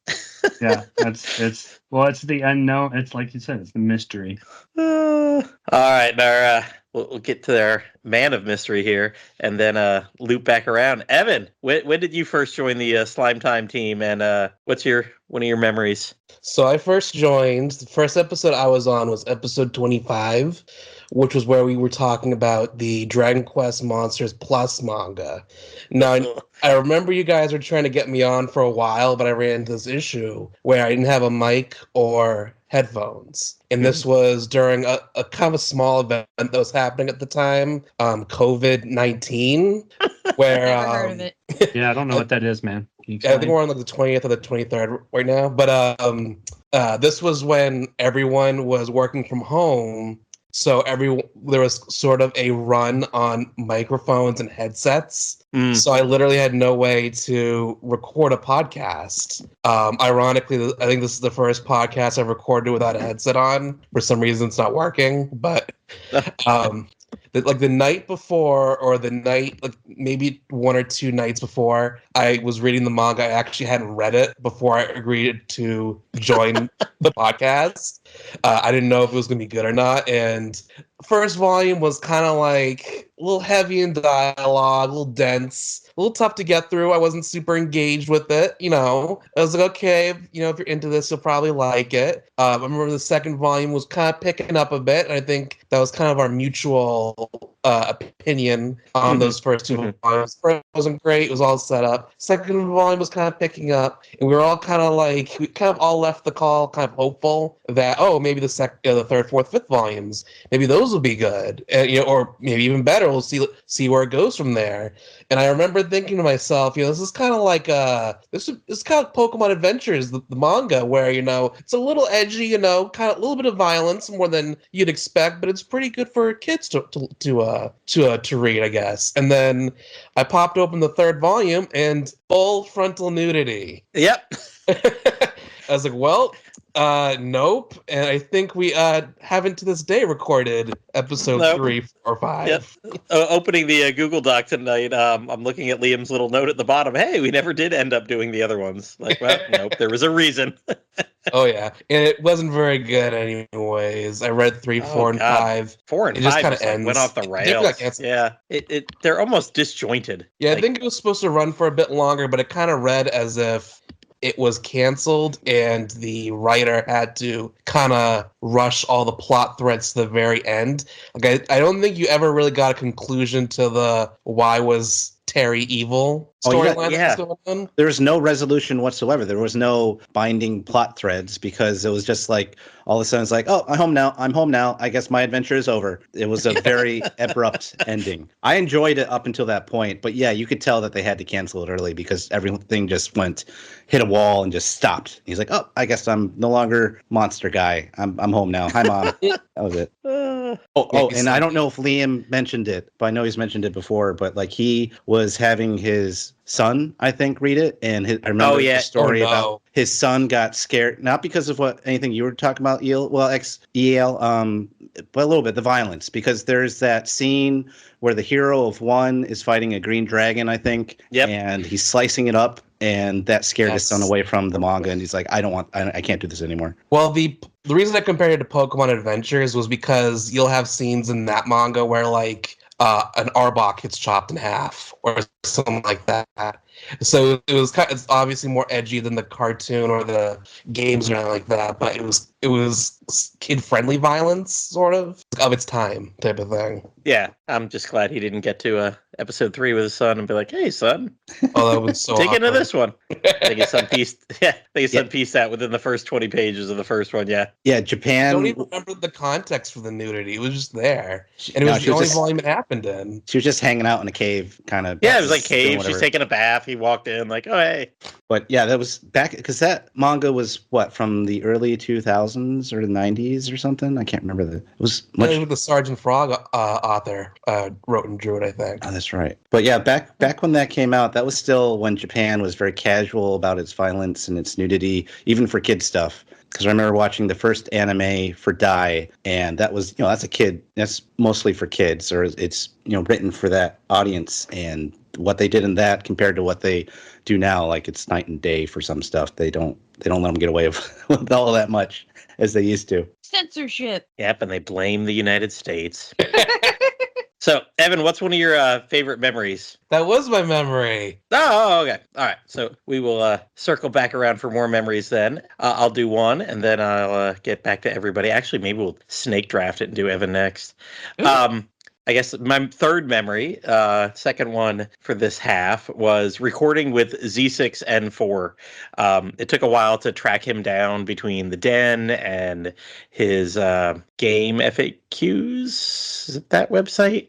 Oh, no, it's GBA Temp, because that's where all the hacks would be. And Z6N4 is the head of a translation effort for quite a few Dragon Quests. I think he worked on Dragon Quest 3 at one point, but definitely more recently in the past decade, he has done, speaking of Terry, he's done Terry's Wonderland 3DS, he did Dragon Quest Monsters 2 3DS, Joker 3, and it basically he did all the 3DS Dragon Quest Monsters games. So if anybody's played those in English, you have him and his small team of people to thank. But I remember we talked to him pretty early, like maybe like episode 10 or 12 or something like that. It was in that first year. And to this day, that first episode of his is our most listened to podcast. Other than the first one of Liam and I saying who we are. But like, actually, I think that one might have actually passed it. But Z6N4's first one, talking all about it. And I remember at that time, he'd released Joker 3 and he'd released Terry's Wonderland. And we asked him on the cast about like, hey, so what's going on with Dragon Quest Monsters 2? And he was talking about having a hard time finding the trigger in the code to let more characters appear on the screen or let the text scroll, because there were so many times, Japanese, you could have a couple symbols that pick up a couple words that in English would be like 10, 12, 14 characters long. So he needed to have the text box scroll, and that wasn't built in. He said it was completely, they found it pretty easily in Terry's and Joker 3, but like it was just totally hidden. And then so April 1st, 2 years later, he surprise dropped on everybody. And I remember messaging him being like, dude, it's April 1st. Like, are you sure this is real, right? And he's like, oh, crap. I just want to get out on a Thursday so people can download it and get it ready to play this weekend.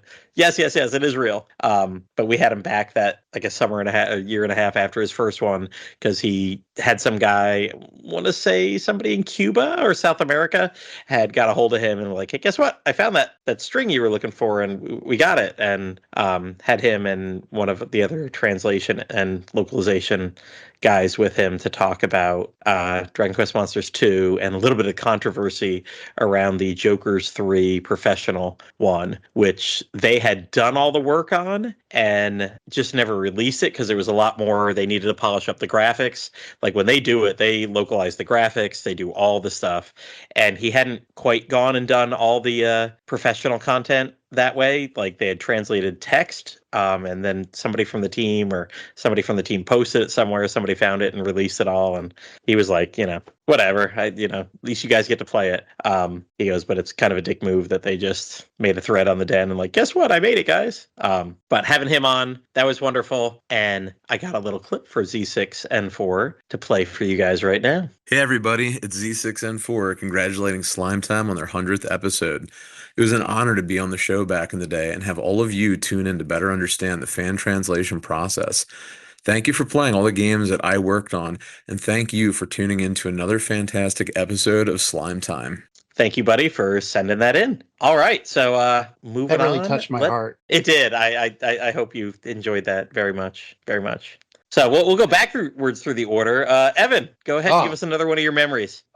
So going back to episode 69, the Mary Thwack Puff Puff BFF episode we had done. Yeah.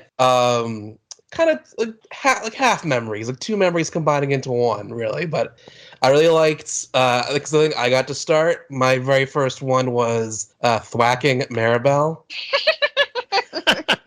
Because we got to litigate that whole Maribel sucks thread all over again. Oh, yes. That's always my favorite topic when it comes to Dragon Quest, talking about how much I hate Maribel. We thank you for your action. And then towards the end, so I don't remember if I had picked this as like originally or like one of my picks was off the board and I was trying to think of something like funny or clever or whatever. But at some point I had it in my head that I was going to pick for Puff Puff Mary. I can't remember which one. The mom, the Dragon Quest VII hero's mom as one of my picks. And I think I was like next up, I was ready to go. And then Liam actually picked them like right before me. And I just like, if you go back to the episode, you can hear me screaming. I was like, what the fuck? I was like, how did random that happen? one to pick too. It was such a random obscure pick, and Liam picked it right before me, and then I had to like rush to come up with like a replacement one like right after that. I just thought it was a kind of like a funny like serendipitous moment. That whole episode was kind of like a fever dream. This whole big trip. I guess everybody loves her fish crackers or whatever she made Oh for yeah, you. we were all drunk. Was it a fish sandwich? I think the joke was because she's large. I think the joke was the puff or something. More to puff. Exactly. Oh, that's a good one. All right, Ost, what's another one of your memories? This would be the Cursed podcast. When I think it was Pendy Berurian. Yeah, Berurian was there and Eastex. We were going to record a review for the Die manga. I don't remember if it was volume 1 or 2, but we like anytime we tried to get together for it, like something fell through. I looked back at the Discord chat for that today to refresh my memory, and like I know once my son was sick, so we had to reschedule, and then like the next time I realized that my wife's sister had come into town and we were throwing a birthday party for her daughter that night, and I couldn't really go record a podcast for that, so we rescheduled. And then the next day we were supposed to record it, Eastex had forgot he had scheduled dental surgery for that day and couldn't talk. Whoops. We rescheduled, and then we were all set to do it one night, and my wife was like had a fever of 102. And I ended up having to rush her to the urgent care at night. And all of this was not to record it the first time, but to re-record it because I think the first time there was a problem and it didn't get recorded correctly. So we had already gone through it. Or someone didn't press the button and forgot, maybe? I don't know. Well, I was trying to be more diplomatic. Something incorrect happened. That's true.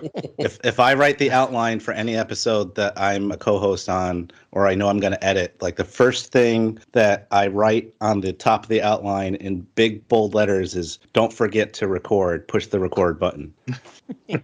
I could have cried, man. I was so sad when that happened. I was surprised that you guys were up for doing it again. And what made it worse is like the way I had done my review is I had put them all just in a text document.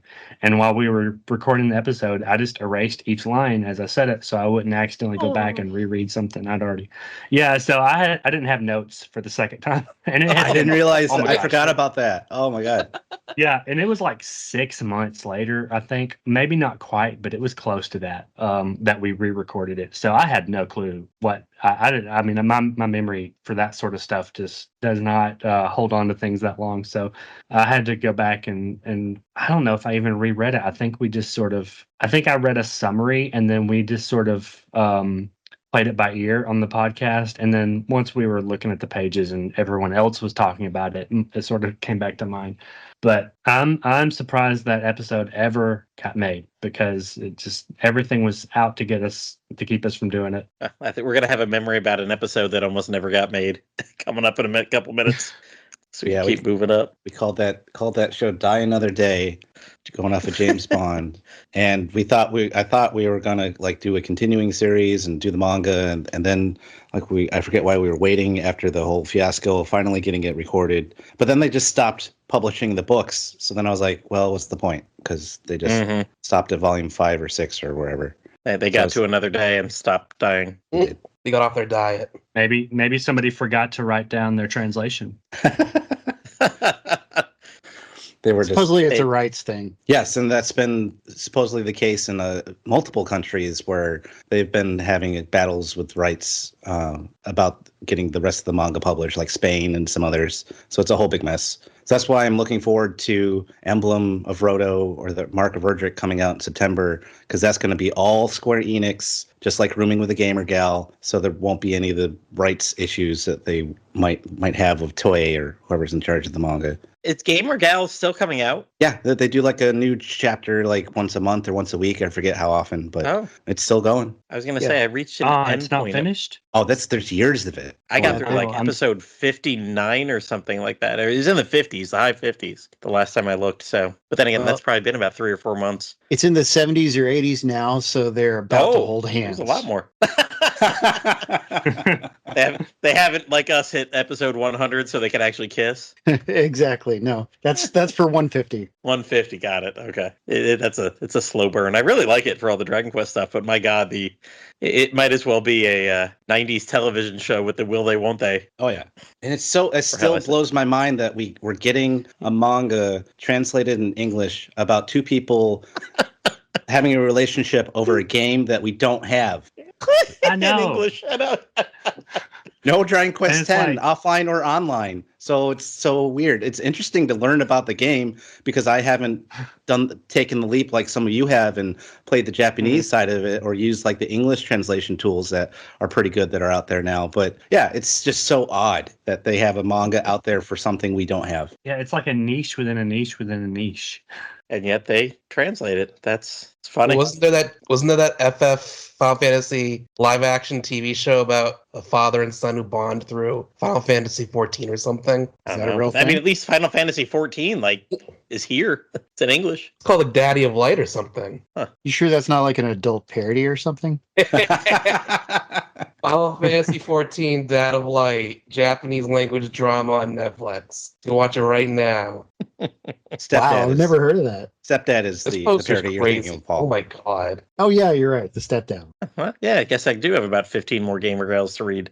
Yeah, I haven't touched that since the summer. All right, moving on up the list, we've got Pendy. What is another one of your favorite memories from Slime Time? So I would say the next one that I'll talk about I'll go with my favorite interviews. So being able to co-host for the main show that we're talking about today, I've been able to do some really, interview some really interesting people, or even be one of the interviewees as the famous April Fool's episode where I pretended to be Yuji Horii, which was fantastic, especially because it fooled my wife. She had no idea. No, she's a native Korean, so English is her second language. And she was listening to the episode, and she was like, "Oh, this Yuji Horii guy kind of sounds like you." And that's amazing that you got him on the show. And she didn't know. She got fooled by it, so that was funny. Made it all worth it. But the interviews, like one of my favorites was the Questing on the Road episode where there was the trucker who would play Dragon Quest while he's trucking around from one place to another, and then he would do his own podcast, kind of like his experiences about it. And he got really creative, and like he created his own song about his experience and all this other stuff. And that was really fun talking to him and about his inventive podcast, because he would come up with little kind of like fan fiction-y type stuff about his adventures of questing on the road, which is hilarious and great. The E3 Adventure episode was awesome because it was me and Dwayne and Dustin and Edwin. The four of us had all gone to E3 when we had our separate Dragon Quest sites. I had Dragon Quest News Network. They had the Dragon Quest Shrine. And we got invited by E3, and this is before the merger. And we got to go there all as a group. and I got to interview the PR guy there, Justin Lucas, and we got to experience everything that was there, see their big booth with the huge slime that was floating over it, and just to be able to talk to them after so many years, because we did that in the early 2000s. It was shortly after I joined the military. So it was like maybe 2002, E3 2002 or something like that. But getting them back on the show, getting them on the show, and then reliving that experience was such fun to do for an episode. And then I was really proud of being able to interview Takumi Kasai, who was one of the main producers for Infinity Strash. We got a contact. Liam knows someone at Square Enix who got us in contact with someone that we interviewed, a PR person that we interviewed for Treasures. And then that led to doing something for Infinity Strash, and they hooked us up with actually talking to the producer of that game. At least the producer who was still left, because the other guy left to go to another company or something. So he was the guy after that for like the last couple months before it released. And so they had an interpreter, and we got to talk to him, all of his experiences with trying to make the game and whatnot. So that was really fun to be able to put that episode together and to be able to actually talk to somebody from Japan, the Japan side of Dragon Quest, even though it was a Dai spin-off. That was still a lot of fun. And Infinity Strash, of course, did not go on to do very well. It was kind of a meh game, but still, just be able to talk to somebody on that side of the ocean for something Dragon Quest was a really cool experience. Yeah, it was amazing. It's a shame his experience on our podcast did not lead to higher sales. Yeah, it was shame on all of you fans out there. It was only so much we could do, right? And we were telling them like how many people were watching the YouTube version and listening to the podcast, and they're like, "Oh, so why don't you think not as many people were interested in that one as they were for when you talked to us for Treasures?" That's right. And I gave them this whole spiel about how a Treasures versus Infinity Strash, how the manga had been canceled and all this other problems that had gone on with it, and how we didn't have Dai back in the when it first came out, like some other countries outside of Japan had gotten it, so nobody had grown up on it like some other people had. And I did this whole long spiel in an email to explain to them, well, this is probably why. So I said that too. I was like, listen, Dragon Quest XI was hugely popular in the US, and you put little Eric in a game, and even though it may not be the Monsters game that everybody wanted, well, not everybody, because not everybody wants Monsters games, but like it had little Eric. You had it connected to Dragon Quest XI, a wildly popular game, whereas Dai's just a TV show based on it. I dare say a multitude more people bought and played Dragon Quest XI than have watched the Dai anime. Yeah, and it was just so poorly handled. Like I said, the manga getting canceled, the dub taking a couple years to come out, and then when it did come out, it was on the weird. It was all over the place, yeah. Weird platforms, and until it finally came out, all 100 episodes on Hulu. So it just was. There's so many weird struggles that went on with that property that would, there's no way Infinity Strash was going to be super popular here, and even in Japan, the game itself did not do very well either. So. Oh, well. But it was still a fun experience doing that interview. Yeah, I mean, Treasures is a great game, and the Dai game is okay at best. So, yeah. Can you do? I'll let the great game of Treasures slide. Treasures is a great game. Totally. I mean, I will die on this hill. Treasures is a great game. I wouldn't call it fantastic. Did you ever complete it? I came close to completing it. I lost my copy and never got to fight the final boss. But I found every treasure. Wow. I really liked it. I was going to say, if there was something beyond Platinum, Blue got that. I actually think they have cataloged a lot of it for Ludus. Yeah, you know what? I was Did Ludus working ever on put that it. up? I don't know. I never did go and get all of the monsters with funny hats. That's the thing that I still haven't done. But also that's painful.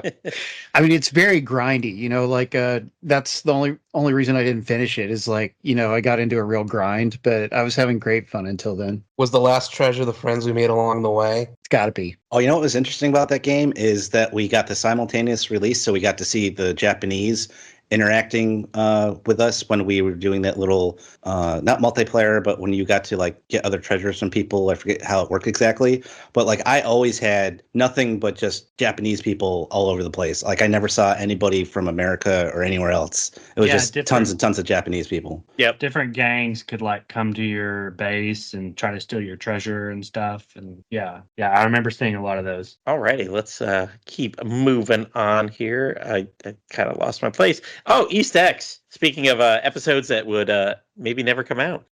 Okay. Well, my actual favorite mainline episode that I've been on is episode 97, Godzilla Quest. So this was an episode that we did primarily focused on Godzilla versus Biollante, the Godzilla movie that has a soundtrack composed by what's his name? Koichi dragon. Sugiyama. Yeah, Koichi Sugiyama. Yeah. So I guess that's why you guys picked that. And I had owned this Blu-ray for several years. And by the way, it's a hard to get Blu-ray, you know, but I owned it and never watched it. And then it turns out that you're doing a podcast about it. So I had to say yes to that. You know, it gave me an excuse to watch the movie finally. And movies are actually one of my main interests, you know, and like I've been on film criticism podcasts before, and it was just such a pleasure to, you know, to watch this Japanese tokusatsu movie, you know, Japanese special effects movie, and to get to talk to all of you guys about it. And we talked about favorite Godzilla memories and specifically with Biollante, our favorite characters and moments from the movie. And gosh, that was just so much fun. So that was the best podcast for me. I just pulled up the Discord chat about that.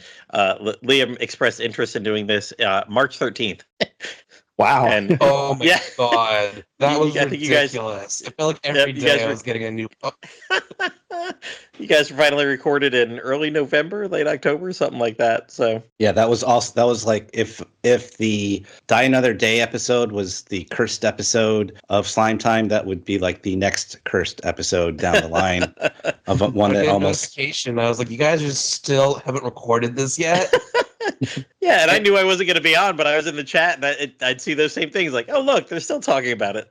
And it worked out because we took so long to get it together that finally I realized, oh hey, I think Paul is a Godzilla fan. Let's get him on the show too. So that's true. It did work out in that respect, that we delayed for so long that we were able to get on Paul to get to help us out with that episode. Well, I'm glad for that. Yeah, I but that was a good Godzilla listen. roars. The Godzilla roars were great. But remember, you've listened to the episode, right, Platty? Yeah. Yeah. You said that mine was the best. Yes. Or mine was the worst. I can't remember. There was a joke in there about me. Yeah, you won the Godzilla roar. Yours Yes. was strangely very accurate to how it really is. You know, I have a talent. Yeah, I'm a little hoarse tonight, so I won't do it for you right now. But I understand. Yeah. It's a one-time show. You had to be there. We don't want too much of a good thing. No. All right. So, Blue Star, what is your next memory? I'm not gonna lie, I went down a rabbit hole and was trying to figure out what the last treasure I got in Dragon Quest Treasure was. And I found where we were cataloging all the data, but I don't know exactly what the last one was, unfortunately. Okay, back to the show notes. Also, I went down a rabbit hole too. Woodus does not have all the stuff that we cataloged all those years ago on there. It goes from Years of 7 to academy 9 training to 12. wasted. I know. I'll message him. He can work on that. So the next memory that I'm going to bring up is the April Fool's Bingo that Pendy did. Was that this year or was that last year? I think that might have been this year. I don't know. The years are all blending together. Times they all go together. Yep. It's So wild to 2019 me to that me. it's been several since I've been on the show the first time. But it was a lot of fun reliving the, kind of quirky things that go on the show. Especially when he brought up how much I laugh uncontrollably on recording. Like right now? Yeah, like right It now. was- Mark your bingo card, everybody. You got one. You'll probably notice a trend with my favorite episodes that are the ones where we're all together and doing something kind of nutty together. It's not necessarily talking about any specific thing, but doing a group activity for team building. I think we need to do more team building. As cool it is to talk about Dragon Quest and video games and Trust all that, Falls. but yes, Trust Falls. Okay, I'm going to drop my mic. Catch it. Ah! Oh, I heard it hit the floor. So anything specific about the bingo or just that whole experience that night? The whole experience was good. I definitely remember the laughing. I think I was in one of the other ones. Oh no, it was the actually. Mm. You do that to us. Thank goodness you do that to us. Oh, We need that person. I wasn't aware of it until it was brought up, and then I like noticed that it was like all the time, and so I was like, I'm sorry, but your grammar's wrong, or something like that. Oh, it's also the fact checks. Like, your dragon. Listen, you got all the treasures. Like, actually, number 673 was this.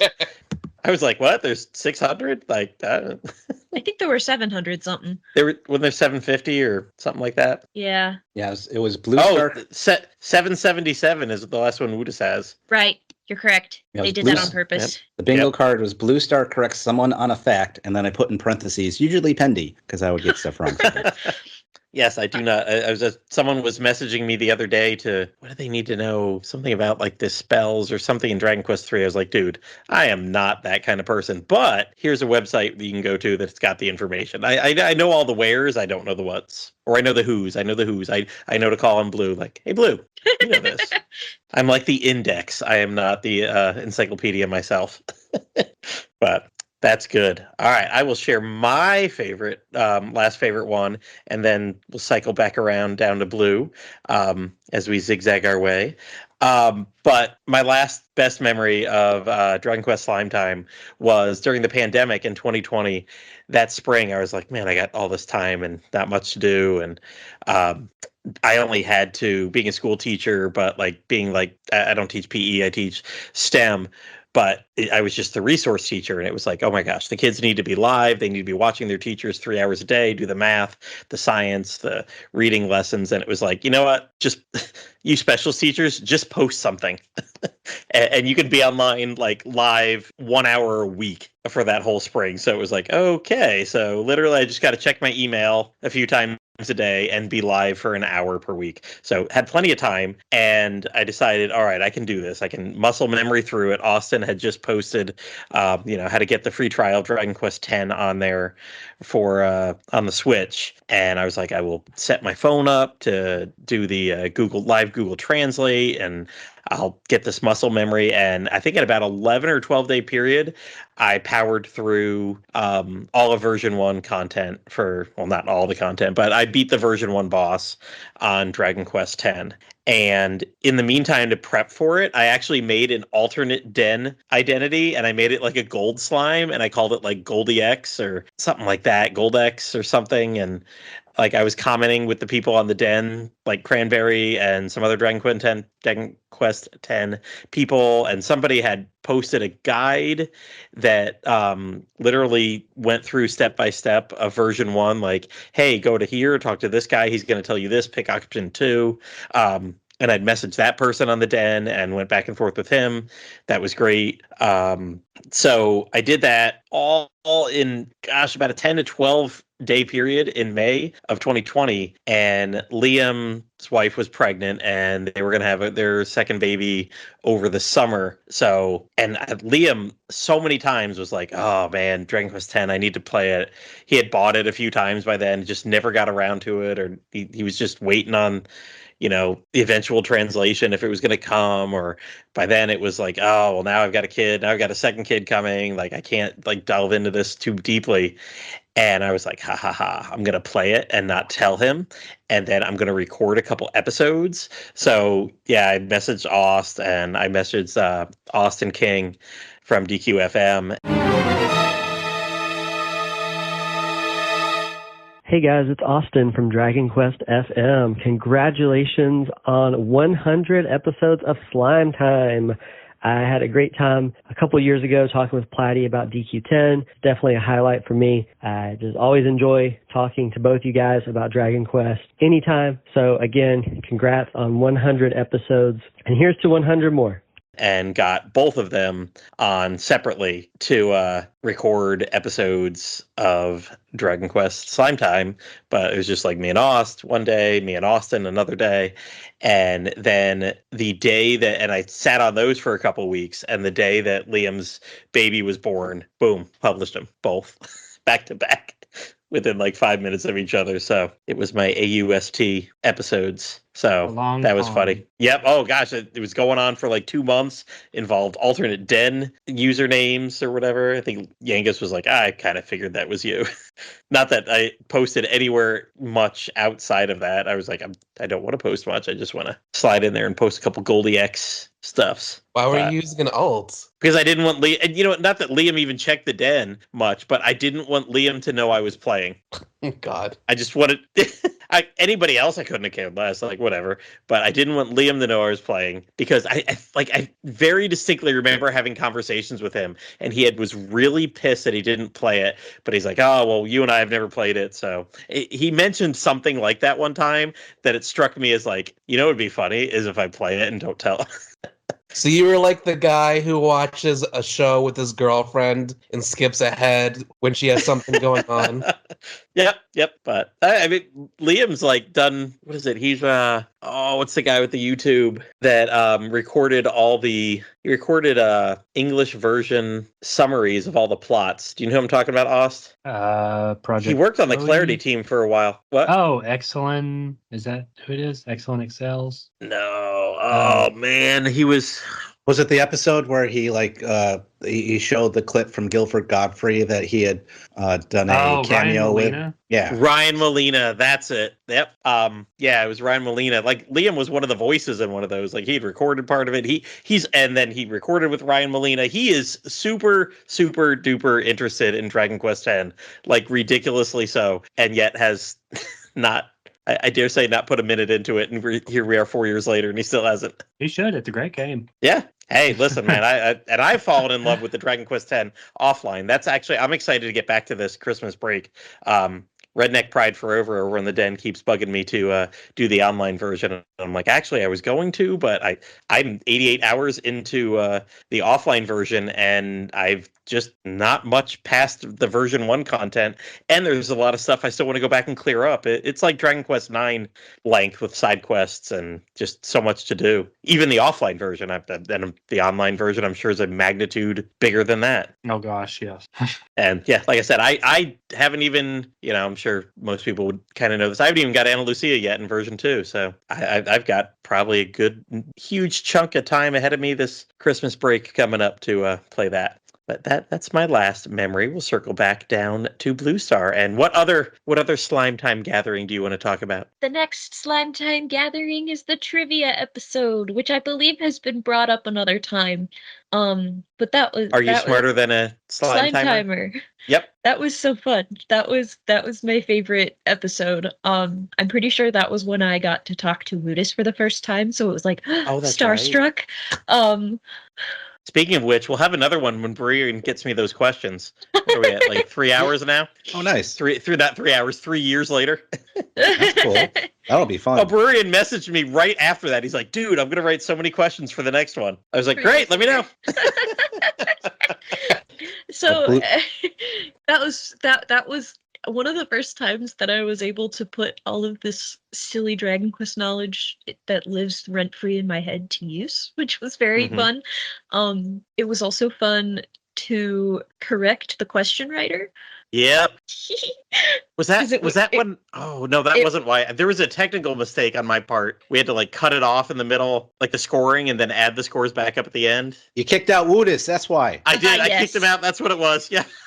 You kicked out our sponsor of this whole show. That did happen. What I was talking about, though, was when you wrote the question about what color are the wind tablets in Dragon Quest 7, and you put the answer as yellow. Or no, wait, never mind. Sorry. The question was for Earth. Now I'm confusing myself. I just messed up the color of the tablets. It was one of the two. You either asked what color the wind ones were or the Earth ones were, and you had the correct answer selected as the other one, which meant I lost my point streak, which I was a little salty about, but it ended up being okay.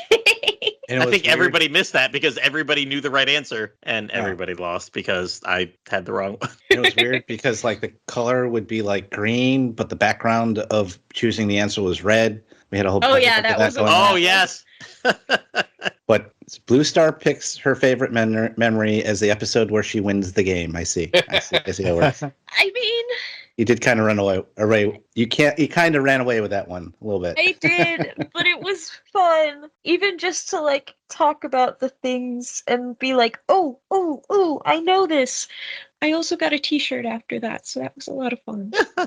That was the one where I paid $25 for the year subscription to that Yes. to Coot. I was like, oh, we'll do more of these. I'm going to drop $25. I'll use it at school next year, whatever. So I spent $25. And the $25 was just for the ability to do those ones where we had to put them in order. Like all the other ones were fine. Like, and those were the worst. Those ended up being the worst ones. I couldn't get it to work. Like, it's not like I would have won the game if I'd been able to, but I couldn't. I had technical difficulties and I couldn't get any of those to work. It was like left to right or up to down. Like it was just a mess. Or maybe they displayed left to right for some people, whereas they should have been top. It was like move from top to bottom, and then it was like horizontal. And, it was a mess. And I'm like, oh my God. Literally the only reason I paid the $25 was to get the other type of questions. So they weren't just all, oh, hey, here's 4 choices, pick the right one. For that, I could have just used the free version. Damn it. Lesson learned. Yep. I remember I got in an email, or I got in an argument with one of their people. I don't think it was an AI at the time, but I was trying to either re-up. If it was a year later, I was going to re-up, or that year try to pay with it. They wouldn't let me pay with a Visa gift card. And I got on a live chat with someone. I'm like, I have a Visa card here, and this is the number I'm trying to type in. They're like, well, that doesn't work. I'm like, I have it. It works. And they're like, wait a minute, is this a prepaid one? I was like, yes, it is. They're like, we don't take prepaid. I was like, why not? It's a Visa card. And they wouldn't give me a straight answer until I was like, is it because then you can't do an auto renewal? And they were like, yes, every one of these automatically sets up an auto renew. I'm like, well, screw you. That's why I was trying to use this one, because I didn't want it to auto renew, which I mean, easy enough to cancel, but my memory's not all that good sometimes. Yeah. So full risk of sounding super full of myself, but that is a happy memory for me. It's all right. That's all right. Be proud.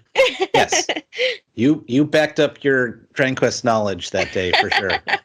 But it's all the shame. That's why Brurian was jealous of me on that episode, because I didn't have to know shit. And obviously I didn't, because I put the wrong answer as the right one at one point.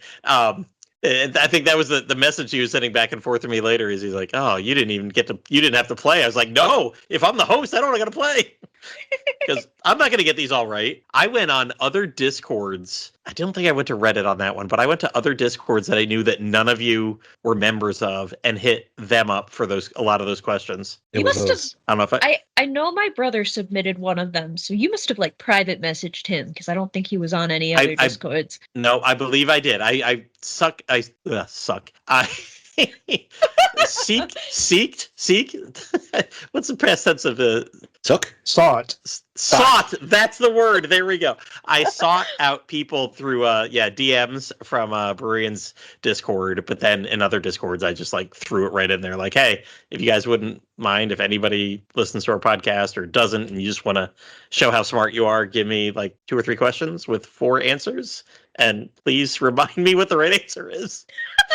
Because if you just throw it there, I'm gonna be like, I don't even know the answer to that one. Yeah, I think one of the questions he submitted was, what is the attack move that Rocket uses in Rocket Slime? And one of the answers was Slime Spank, and I had to explain that Slime Spank is a real thing. It's used by the Dark Slimes in Dragon Quest VIII. But the correct answer to that question was Elastoblast. Yes, Rocket did not spank. No, he did not. He snapped. All right, let's snap on down to Pendy. Eastex, you're up next. What is another one of your memories? All right, well, one of my favorite memories is not being on episode 5. Pendy, DQ5, and Your Story. That's because Dragon Quest Your Story is so bad, and I hate it. That would have been awkward, you know? Yeah, we had another podcast all about it when it came out. I remember watching that at like 5 a.m. the day it dropped, and then we record like that night. We might have recorded the night of. Well, you know, either the night of or the day after. Yeah, it might have been like the next day, but it hadn't been out for long. Well, it came out in Japan and was unpopular first before we got it, right? Yes, that's correct. The Japanese reaction was not good to it. And, you know, from afar, you're just like, I wonder why they didn't like it so much. And then you get to the end of the movie and, oh, that's why. But yeah, because I distinctly remember that when I went to see it in Japanese theaters, the other big movie that was out in Japan at the time was that Fast and the Furious spin-off movie and that crushed it. But yeah, Wow. the Japanese fans were not big on the ending, not big on Toriyama not being the artist for it, a few other things like that. It seems like the feedback that I saw from like Facebook groups and other places that I hung out was that people were not as harsh on the ending as like the Japanese audience was. But I understand that because the Japanese audiences had gotten so much isekai stuff at that point, and to just have another one, a surprise, we're an isekai kind of ending like that, I can see why they got so pissed off about it, because they had so much of it and so much media all the time about that. So, but I ended up being a fan of the movie. Western people didn't, or the Western viewers didn't really grow up with Dragon Quest V, probably, so that was probably a factor. But Mm-hmm. but for us in the Western audience, many of us have seen the Lego movie. So for the people who made this movie to rip off the ending of the Lego movie, but do it worse, and in doing so, just flush the quality of the movie down the toilet at the same time. It's like, wow. Oh, wow. And maybe the Japanese audience wouldn't be as familiar with the Lego movie. But yeah, even if you hadn't seen that done before and better, hopefully anybody who understands storytelling well would know why you don't do that with the story that you've just asked everybody to invest in for an hour and a half. Yeah, I didn't like it either. I'm a fan of the movie, but it's so fun to hear Paul go off on it, because whenever it gets brought up in one of our other episodes, he does not waste any time to bash it. So Oh, it makes me so mad. You know what? I have watched this movie live with one of the people on our podcast. Oh my gosh, that's me. That's you, yeah. Oh, cool. That was when you brought me blue sparkling Moscato, and I still have a bottle of it in my fridge. I haven't found it at the store ever since, and I'm saving it for a special occasion, and it might be like Yggdrasil do in that I will always be waiting for a bigger emergency for it. Which is so funny because it was just RPG players sitting there at the grocery store down the road from your house, like, oh, we should get something blue. Oh, look, it's right here. Like, that's easy to spot. I look for it every time I walk through the store, and it's never there. My mom found it a couple of times, but I never have. I think my wife and I must have spent a good 20, 30 minutes in like the beer freezer and then the beer section next to it, like trying to find beers for that night for Mr. Blue Sky, and us both, because we were trying to find like different blueberry beers that we hadn't had or something. And yeah, but that, like, we just literally walked right through the wine section, like grabbed it as we walked past, like, hey, look, blue bottle. Awesome. And then you were very pleasantly surprised to find out the bottle was not blue. The liquid was blue. Yeah, that was pretty. I just thought it was a blue bottle, because there is a Moscato that comes in a blue bottle that is not blue. But yeah, the kids and I watched it, and I think my wife might have pieced out and gone upstairs to go to bed or something that night. But we sat on the couch at Blue's Place and watched Your Story. My kids love that movie. I'm more on the positive side. Like, whatever. The ending doesn't ruin the other hour and a half fun I had with it. Oh, yeah. I mean, 98% of it is like a great movie. Yep. Just got to groan at the end. Like, oh, well. I also am. I'm definitely more on the positive side. And granted, I have not seen a lot of the other like isekai media, so like that's part of it. But no, I really love the movie, and I don't have any problems with it. That was actually the first time that Mr. Blue Sky had watched Your Story with me too. Oh, was it? That was one of his first Dragon Quest experiences. He's played 11 because he asked me when we had started dating where was a good starting point, and I told him that because I mean that's the most accessible one, and it's a pretty dang good introduction to the series. And I haven't gotten him to play any since, but we're working on it. As soon as there's like a definitive version of Dragon Quest VIII, we are on that. That would definitely should be his next. Marrying you. I'm giving my lady 3 HD 2D remake for Christmas. Ooh. Hopefully she'll actually play all the way through it. My son tried to. My older son he's played more than a couple of the Dragon Quest Monsters games. And he put more time into Dark Prince, I think, than I did. He almost put 100 hours into Terry's Wonderland a couple summers ago. Drawing breeding trees and everything, charts like I do. And he was very excited going up to Dragon Quest 3. Like, he's like, I'm going to finally play like one of the main ones. And about 3 or 4 hours into it, he was like, yeah, I'm just going to stick to the Monster series. What difficulty did he play it on? I'd probably default. Mm. I was talking to him a little bit about it, and he was just like, it's a little slow for me, I was playing it when I was 11, 12, 13, 14, something like that. But him being 11, it was just like, he's gotten too much into Roblox, I think. It's or, the Monsters games he likes because I think it reminds him of Pokemon, which he loves. And then this was just like not that. So whatever, we'll try again. That's we'll a have them shame. all.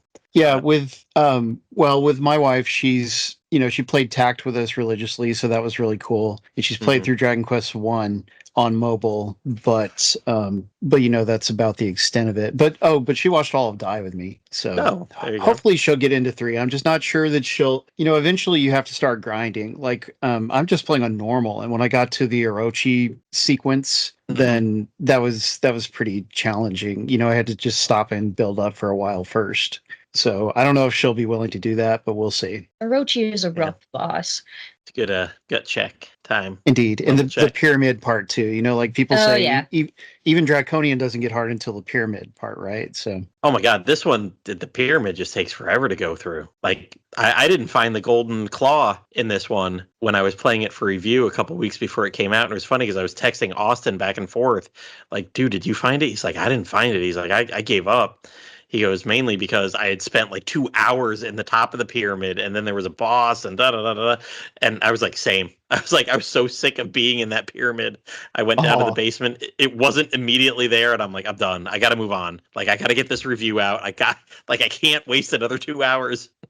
Come on, it's tough when you're playing something for review because you really do have to rush through it. Mm-hmm. And I mean, RP Gamer doesn't care like when it comes out. But for me, if it's a Dragon Quest game, I want to have that review out like the moment that the embargo drops. Like I want to be part of that first day. Hey, it comes out in 36 hours and I can hit publish at 6 a.m.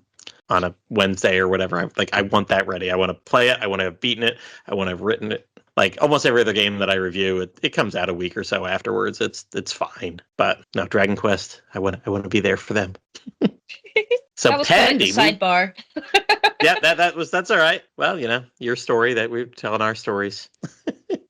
Pandy, what's another memory from you? So like with Blue, another one that I really liked getting together was that Slime Time podcast bingo episode that we did.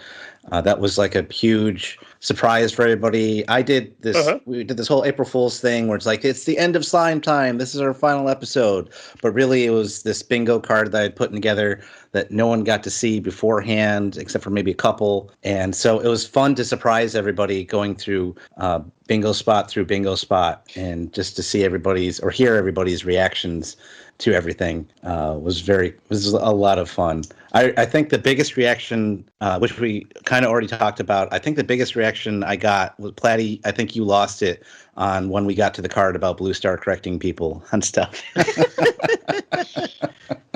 I'm now definitely remembering... probably because I'm one of the most corrected persons. So I am not correct. I'm corrected people. Yes. Oh man. See. I was struggling for words earlier. There we go. Saw the chance, had to take it. I also that was perfect. Also remembered a Brewerian saying "game good play game." Oh yes, yes. Good times.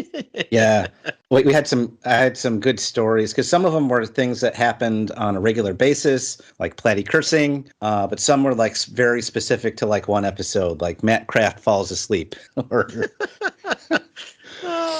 the Angels during the 35th anniversary stream where he kept saying Angels, it's Celestians, Angels, oh my god, Dragon Quest 9. I remember that. And then it wasn't Dragon Quest 9. Oh. He was the other drunk one, right?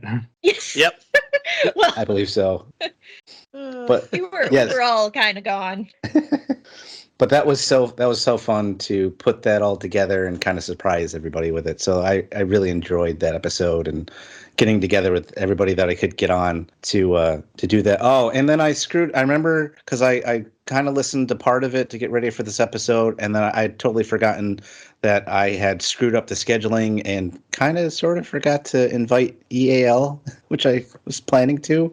I forget how that came about, but I see how it is. It wasn't until like the last minute I was like, oh crap, I didn't put you on the Discord channel for it that I created. And it wasn't until I didn't get you until like the day before or 2 days before, and by then you had already had other plans and couldn't make it. So I apologize again for that. All along. You were what? I was the April Fool all along. But yeah, those good times. It was fun. Oh, nice. All right, Oz, I see you got another one here. Why don't you go ahead? Yeah, it's just a small thing. I was very happy to talk about Dragon Quest V when I guest hosted or co-hosted with Pindy when we interviewed Skelly from the Bone Zone. When he had just done his review on DQ5, and I had to set him straight. No, I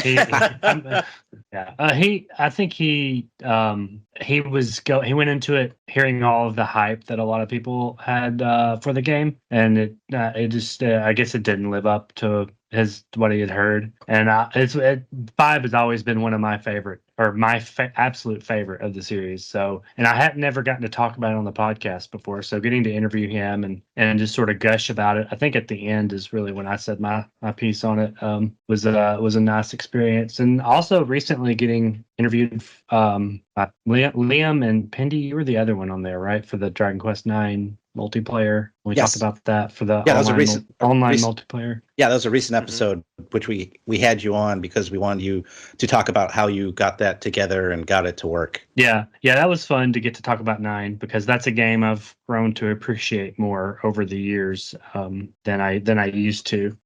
Just getting to talk about those two games has been great because honestly, most of the other times I've been on a lot of side quests. I was on for obviously the first one that I was on was for DQ10. But other than, I think I haven't really had a chance to talk about many of the games, like focus on one game for an entire podcast. And even though with the one for 5, I was helping interview an actual guest, it was still great to get to, talk about it in general. Yeah, and you came to me afterwards and you apologized and said, "Oh, I'm sorry, I was so horrible in that episode." I was like, "What are you talking about?" Like, you were so passionate about Dragon Quest V, and you brought so much to that episode to be able to say your piece about it. So I told you, like, no, that was perfect, man. You enhanced the episode more so than I ever could because you're such a huge fan of the game. So that was great. Yeah, well, thank you. Yeah, I was afraid I had just, because it was supposed to be interviewing someone else. I didn't want to, take too much time with my own opinion. Mainly there to answer or ask questions. But yeah, I was glad that we were able to have sort of like two different sides of opinions on that game. Nice. Yeah, it was a nice conversation that we had back and forth between the three of us about the different aspects of the game and talking with someone who had recently played it. Alrighty. So, Evan, let's get your last memory here. We'll snake up and kind of pick up anybody else that has anything else. I know a couple of you guys do. So, I think I was on this episode with Pendy. We did DQ Fantasia with Liam and Dwayne. This one was kind of interesting because I hadn't been on in, I think, several years. I think I'd only ever been on 3 episodes. This is the 4th, so I've been on 4% of all episodes of Slime Time. But I hadn't been on in a while, and I think I remember Liam reaching out saying, "Hey, we're going to watch this. Are you interested?" And I remember watching a little bit of the ballet, like the DQ ballet, and then listening to the episode you guys recorded about it. And I was feeling I was going to go that way if I did it. And I was like, oh my God, I'm not going to have anything to say. This is going to suck. But I was like, oh yeah, sure, I'd love to. Yeah, that sounds great. And then I was really shocked. I watched the DQ Fantasia, and I loved all 40 minutes of it. It was so fun because it's basically just Koichi Sugiyama's music from the games, but it had all these it was this recorded reenactment that kind of mashed together elements from the first 3 games, and it was like a little storyline. You're like, oh, the hero with his party goes to fight the Dragon Lord, and it was all live action with some special effects. It was like a tokusatsu special, basically, and you got to look at these very dated, horrible looking effects that such as a slime falls into a pot of boiling water or something on a fire. It's melting. You see a melting slime and all these disgusting, gooey-looking monsters, and the just very earnest acting from all like the young actors swinging their swords and their staves and their shield around with these awful-looking special effects. It was so fun. And then you have this big, goofy, like Godzilla-esque Dragon Lord fight at the very end there. The whole thing was just so pleasant. I was really surprised, and we had such a fun time talking about the special. And I would, to this day, I watched a little bit of it before we started recording today, just kind of refresh. To this day, I would still recommend it to people to watch. It's only 40 minutes long, and you don't even need to watch the whole thing. You can kind of just listen to the music while you're doing like chores or something, and then kind of look at what's happening on the screen every so often. And there's always something fun and silly going on. It was so I would say the actual recording of the episode wasn't anything particularly spectacular. It was just a normal episode. I have very fond memories of being surprised and really enjoying my time watching DQ Fantasia. Nice.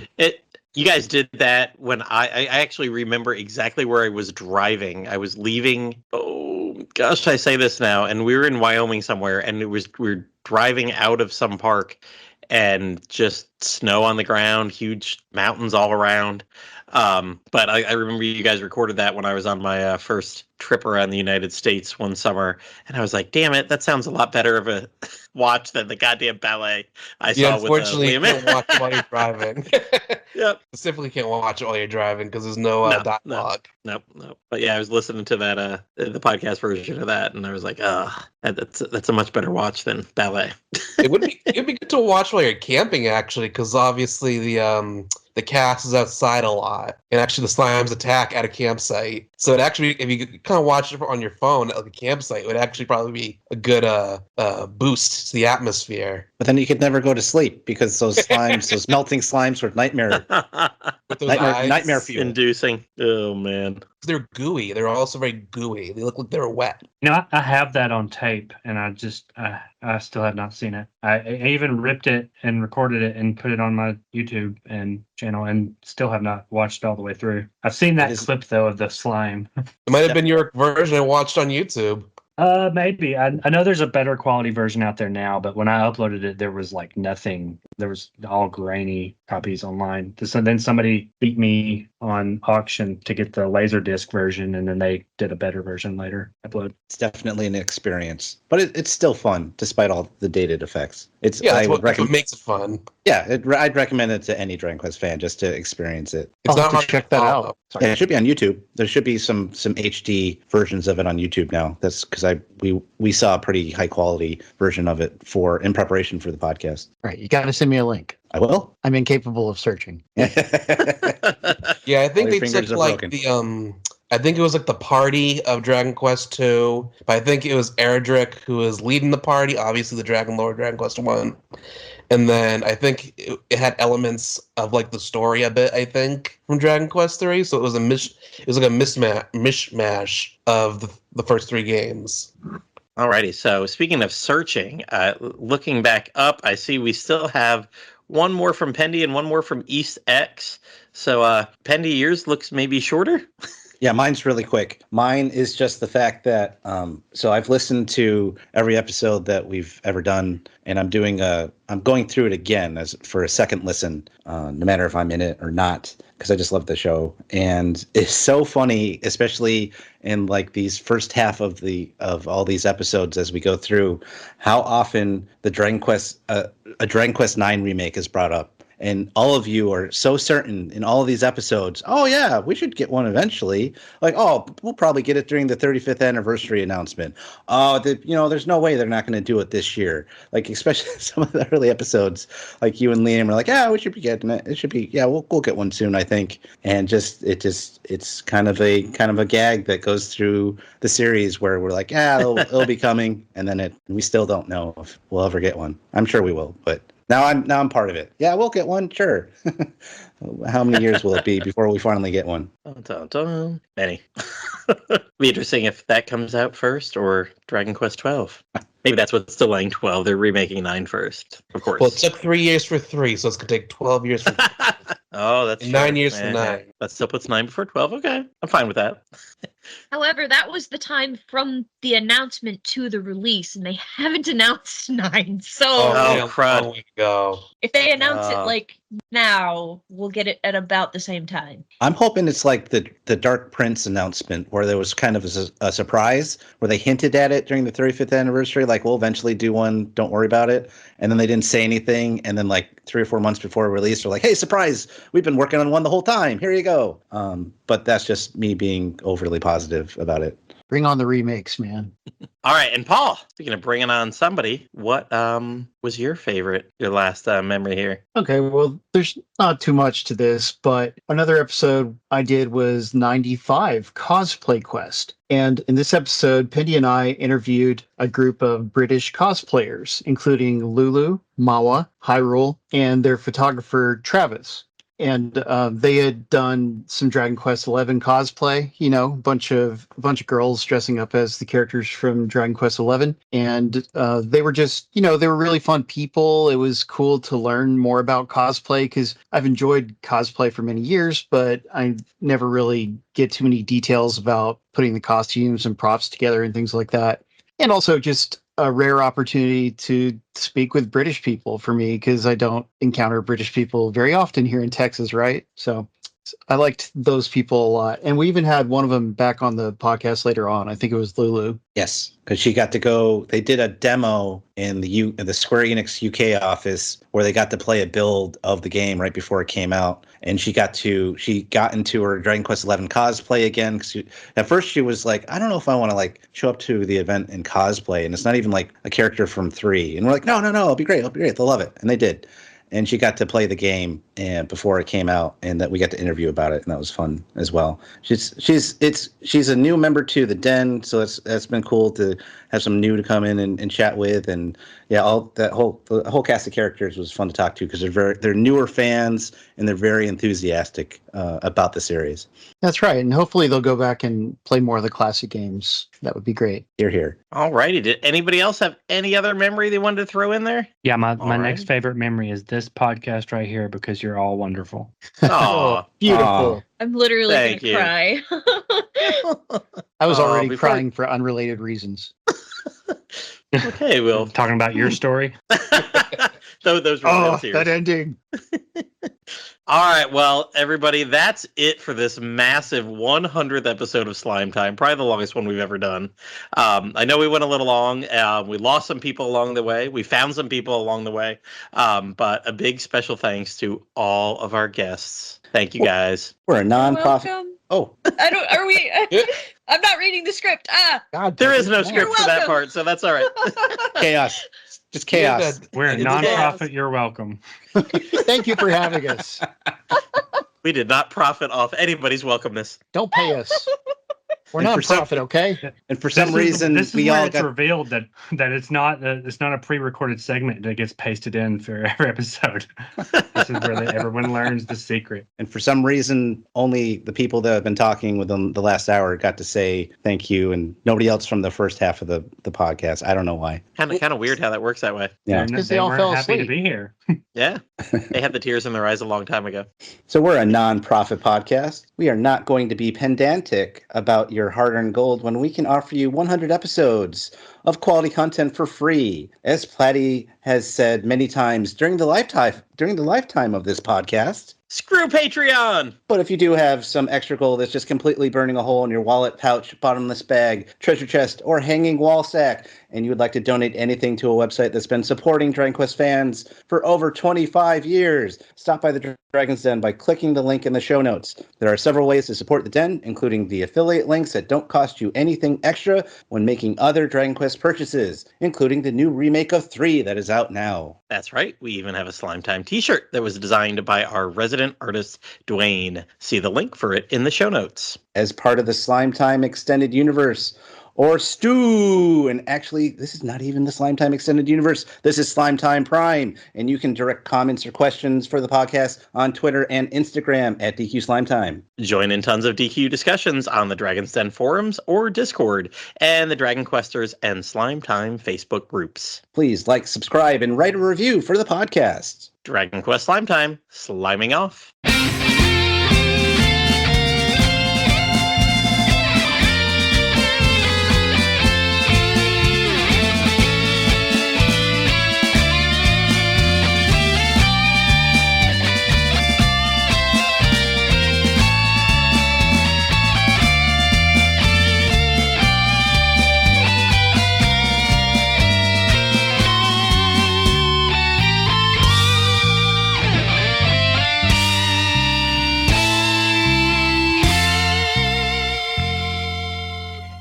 This is Gertrude for Slime Time, reminding you all that you must complete your adventure.